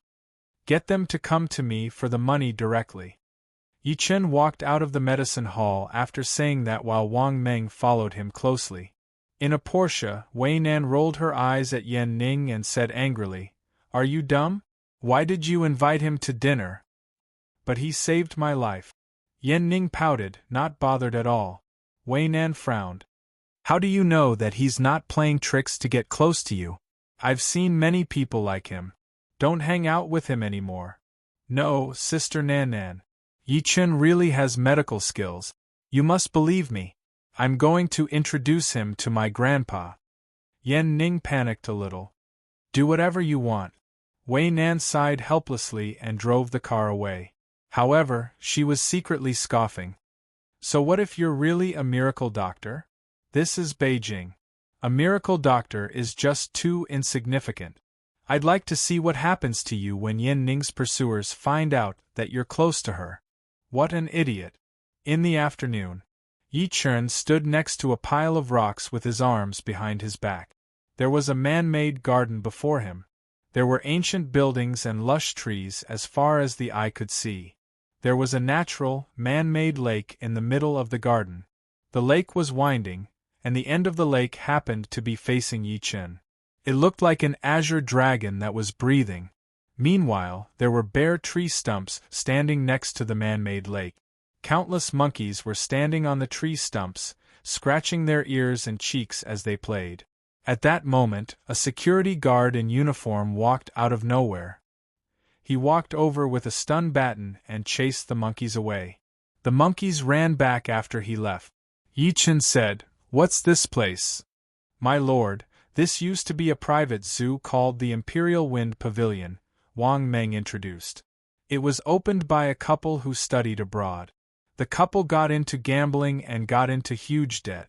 Both of them committed suicide by jumping off a building. Since their creditor was a local state-owned enterprise, the government could only close the zoo temporarily. They're planning to mortgage it to collect the debt." What an azure dragon spitting water and a group of monkeys circling the land. Admiration flashed through Yi Chen's eyes. He wondered if the couple who studied abroad had built a private zoo on a small dragon vein by accident. The azure dragon's spitting water was dragon energy. It was a treasure land that circulated. However, the couple knew nothing about feng shui. They made the azure dragon's head, which was the end of the lake, face outside the garden. Would that not mean that their wealth would be leaked? It was no wonder that they got into gambling. The monkeys knew that it was a treasure land. Therefore, they refused to leave no matter how the outsiders chased them away. If he bought the garden and built a big formation on the dragon vein with dragon energy as the source and the formation as the framework, it would be brand new.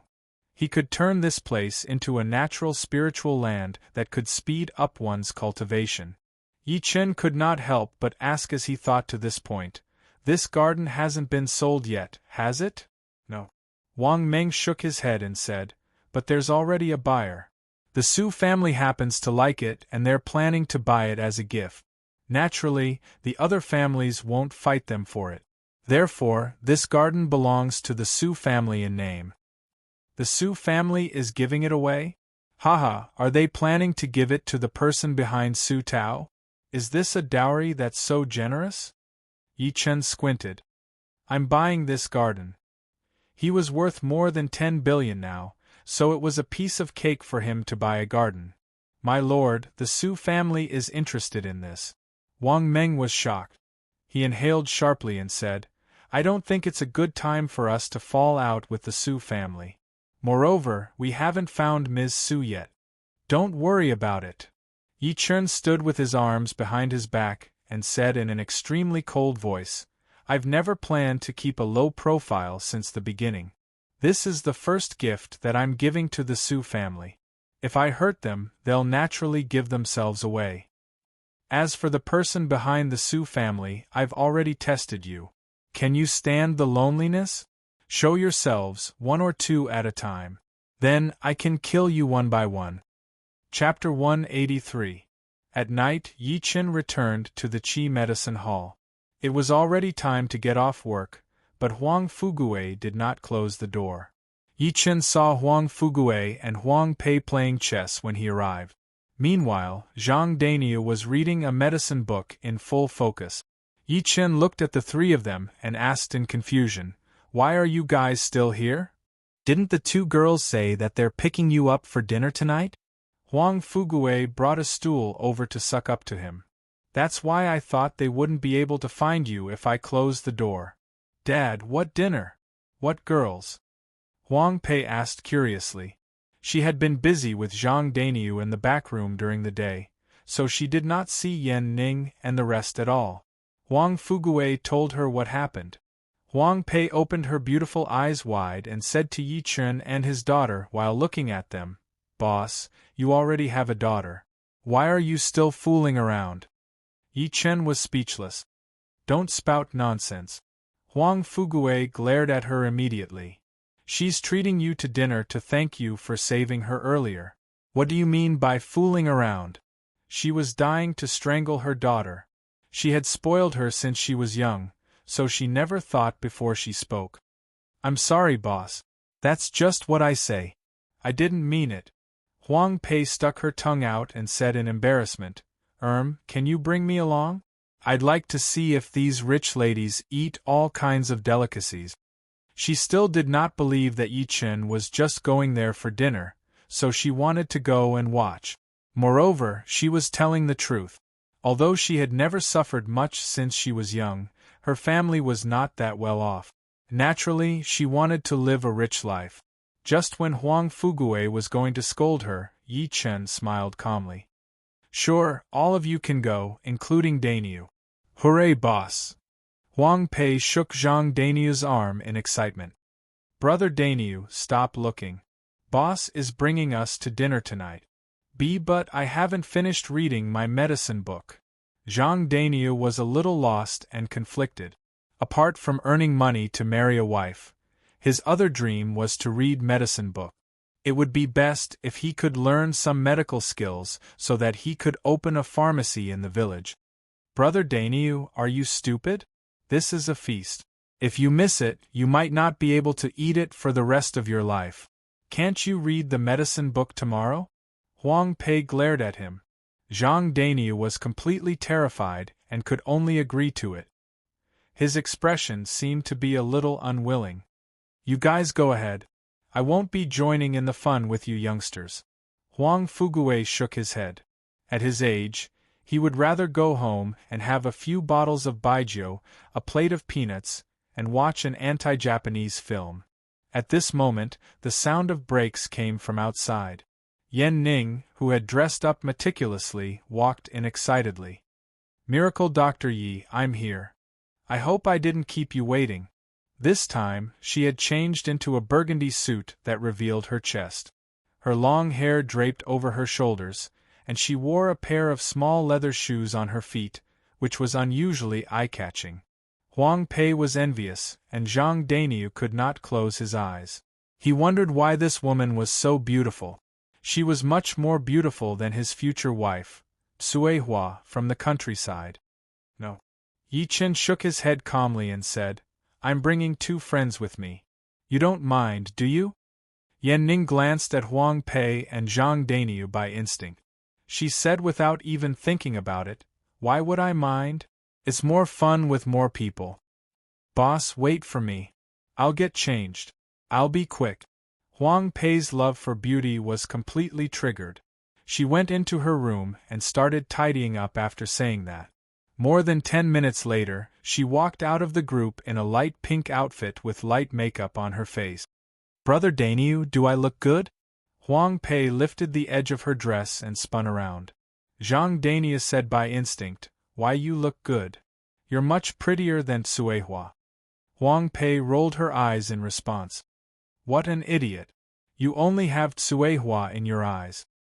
Let's go. Yi Chen walked out of the medicine store while carrying his daughter after saying that. A white Porsche Cayenne was parked at the door. Huang Pei and Zhang Dainyu could not close their eyes when they saw it. Yan Ning thought Yi Chen's reaction would be similar to theirs. However, to her surprise, Yi Chen's expression did not change at all. He opened the car door casually and sat in the back. Huang Pei and Zhang Dainyu got into the car too. This car looks so good. It's my first time sitting in it. Zhang Dainyu's but looked like he had hemorrhoids. He was swaying uneasily. Huang Pei rolled her eyes at him. It's not just you. Even the boss and I have never sat in it before. Yi Chen smiled and said nothing. After Yan Ning started the car, Meng Meng, who was in Yi Chen's embrace, suddenly asked, Daddy, what car is this? Little girl, it's a Porsche, Huang Pei answered. Meng Meng asked again, which is better, a Lamborghini or a Porsche? Of course, it's a Lamborghini. I've never seen that car before, Huang Pei said enviously. Meng Meng blinked. All right, I got it. What did you get? Huang Pei was curious. Meng Meng said, Sister, don't ask. Otherwise, I'm afraid that you won't be able to take it. Oh, what's there that I won't be able to take? Tell me now. The little girl hesitated and said, My daddy has never sat in a Porsche before, but he has driven a Lamborghini. He gave it to my aunt later on. There was silence in the car for a few seconds. Huang Pei could not help but laugh out loud. She poked her nose. You naughty girl. You know how to lie at such a young age. Do you know what a Lamborghini is? Although they had not known each other for a long time, she knew that her boss was rich. However, it would not be much. He was a bourgeois at most.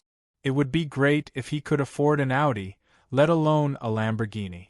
Even Yan Ning, who was driving, was amused. Miracle Dr. Ye's daughter is so cute. I'm not lying. Meng Meng panicked at that moment, her little face flushed. Huang Pei comforted her immediately upon noticing that she was panicking. All right. I believe you. The little girl's mood turned better then. Yi Chen caressed her face with a gentle expression on his face. Yuhan, I wonder how happy you'll be if you see how cute our daughter is. Yan Ning drove slowly. She purposely chose a route that was not very congested. Over 20 minutes later, the car stopped at the entrance of a famous restaurant in Beijing, the Happy Valley. Under her lead, Yi Chen followed behind while carrying his daughter. Huang Pei and Zhang Dainiu, on the other hand, were very reserved. They could not stop looking around. They went to the third floor. Yan Ning pushed open one of the private rooms. At that moment there were 7 to 8 young men and women sitting in it. All of them were dressed nicely. Chapter 184. Guys, let me introduce you guys. This is the miracle Dr. Yi that I told you guys about earlier. As soon as Yan Ning was done speaking, the people could not help but look at Yi Chen and the rest. Everyone could not help but look at Yi Chen and the rest. There was surprise, doubt, and disdain. Yi Chen looked normal, but Huang Pei and Zhang Dainiu were nervous. It seemed like it was their first time experiencing this. Wei Nan was sitting among the crowd too. She secretly frowned when she saw Yi Chen, Zhang Dainiu, and the rest. A bunch of country bumpkins who are not presentable. This girl Yan Ning is really regressing. At that moment, the atmosphere in the private room was rather awkward. The few of them remained sitting still.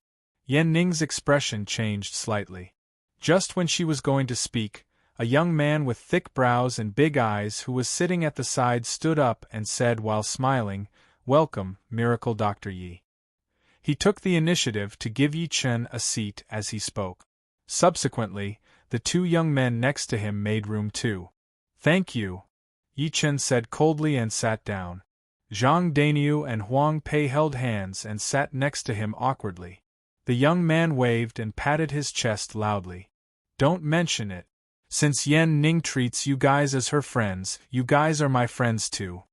Yan Ning looked at him with utmost gratitude and subsequently got the waiter to serve the dishes. "Say, Li Yuanqing, why do you treat everyone as your friend?" A handsome young man smirked in disdain. It was obvious that he was scolding Li Yuanqing indirectly. Li Yuanqing chuckled. "Shuele, I'm happy. It's none of your business." "Li Yuanqing, you better not call me your father. My father isn't someone you can offend." Shuele's face turned grim. Li Yuanqing was amused. "Yo, are you going to tell your father when you get back? Go ahead. My father isn't someone you can offend. If you really can't handle it, I'll get my second uncle to fight your first uncle." "You!" Shuele was enraged. "Is this Li Yuanqing out of his mind? He knows that I'm going after Yan Ning and wants to teach that *T Miracle Dr. Yi a lesson, but he insists on going against me. Why did he mention Li Yunxiao and Xue Xiao? Alright, you two can stop talking." At this crucial moment, Wei Nan spoke up. Her status among the group was probably not low. The moment she spoke, Li Yuanqing and Shuele immediately became obedient. A young man who looked like a gentleman took a good look at Yi Chen and the other 2 secretly. Surprise flashed through his eyes. From the moment he entered the door till now, Zhang Dainiu kept his head down and did not dare to look at everyone. His hands were clenched tightly on his thighs. It was obvious that he had not seen much of the world. Huang Pei's looks were above average. Although she was smiling, her smile was a little stiff. It was obvious that she was trying to hide the nervousness in her heart. She had some experience, but it shouldn't be much. The young man in glasses could not understand Yi Chen. At first glance, Yi Chen was dressed plainly and looked ordinary. It was difficult for people to remember him. However, upon closer observation, they realized that he had a calm expression on his face from the beginning to the end, as if he did not notice the people's hostility. Not only that, but he also interacted with the daughter in his arms without changing his expression, and from time to time revealed a natural smile. Such a person either had a low EQ and was not good at reading people's expressions. To put it bluntly, he was stupid, or he was a real big shot who had gone back to his roots and pretended to be weak. As for the miracle doctor, he did not agree with him. The young man in glasses pushed his glasses up as he thought to this point. He decided to test Yi Chen, so he took the initiative to ask while smiling, "May I know where you're from, Miracle Dr. Yi? You look unfamiliar." "Oh yeah, let me introduce myself. My name is Han Su." Everyone had their eyes on Yi Chen as soon as he spoke. The meaning in their eyes was self-explanatory. Yi Chen said coldly, "I'm from Tianan." "Oh, you're not from Tianan." Another young man who looked grim pretended to be surprised and said, "I heard that there are many mountains in Tianan, and you guys are very poor. You guys are so poor that you can't even afford to eat. Also, you're barbaric. Is that true?" Beijing was a place where good and bad people mixed together. Be it the descendants of the 8 banners or the wealthy families, they would pay attention to their social circles. They would not be able to hang out if they were not in the same circle. His goal was to separate himself from Yi Chen. Just as he finished speaking, the terrified Zhang Denyo immediately raised his head and glared at him angrily. This was because Zhang Denyo was also from Tianan. Yan Ning glared at him. "Su Jian, what do you mean by that? What do you mean by so poor that you can't even afford to eat? What are southern barbarians?" Even Han Su glanced at him and frowned inwardly. The people of the Su family were really regressing. How could they say such stupid things? How could the barbarians of the South say it? "I only heard about it. Don't take it seriously." Su Jian knew that he had said something inappropriate, so he smiled awkwardly. However, Yi Chen lifted his head to look at him and said while grinning, "Your name is Su Jian? Su family? What can I do for you, Miracle Dr. Yi?" Su Jian smiled ambiguously. "You flatter me." Yi Chen shook his head lightly and said while smiling, "But I can read your fortune." "Fortune-telling?" Su Jian laughed as if he had heard something funny. "You're telling my fortune? Aren't you a miracle doctor? When did you learn fortune-telling?" Hearing this, the others couldn't help but laugh. What Su Jian said had completely exposed Yi Chen as a liar. They even secretly mocked Yi Chen for being stupid. Yan Ning's pretty face changed slightly and she said softly, "Miracle Dr. Yi, don't talk nonsense. Su Jian isn't someone to be trifled with." "Then, why don't you tell my fortune? I wonder how much it'll cost?" Su Jian took a deep breath in and looked at Yi Chen in mockery. Yi Chen suddenly did not care about the people's stare. He said calmly, "I'll tell you that you'll definitely die a horrible death within a month." Everyone was shocked as soon as he said that. The smile on Su Jian's face froze. Just when he was going to speak, he heard Yi Chen speak again, "You don't have to take the money. After all, you'll be dead by then. Naturally, you won't be able to give me the fortune-telling fee." The people stared at Yi Chen in disbelief with their eyes wide open. Even Li Yuanqing and Han Su frowned. Clearly, they did not expect Yi Chen to cross the line. He really dared to say anything. Was he not cursing Su Jian to die? Bang! Su Jian slammed the table hard and glared at Yi Chen with a pair of ferocious eyes. Instead of being mad, he said while smiling, "I'll die a horrible death within a month, am I right? Sure, I'll give you a month. If nothing happens to me within a month, you might be the one who dies." Yan Ning wanted to step out to mediate by instinct, but Wei Nan held her tightly, preventing her from moving. Wei Nan secretly shook her head. "Idiot. Do you really think you can do whatever you want just because you know Yan Ning? Su Jian's background isn't any weaker than Yan Ning's. Moreover, you've offended everyone here with what you did today. By then, Yan Ning alone won't be able to protect you." Just when everyone thought that Yi Chen would show fear or regret, he smiled calmly. "Sure. If you're still alive in a month, you can come to me to settle the score." "Miracle Dr. Yi, you?" Li Yuanqing could not help but say. "Don't worry about it." Yi Chen shook his head. Li Yuanqing sighed and gave Yan Ning a look that said, "I can't do anything about this brat." Han Su took a good look at Yi Chen. What exactly gave him such confidence? Could he really be a fortune-teller? At that moment, someone knocked on the private room's door. Subsequently, more than 10 waiters walked in with dishes in an orderly manner. Soon, the table was filled with all sorts of scrumptious dishes, whetting Huang Pei and Zhang Dania's appetite. Han Su opened 2 bottles of red wine and took the initiative to resolve the awkwardness after pouring them. "Forget it. Let's stop talking. Cheers.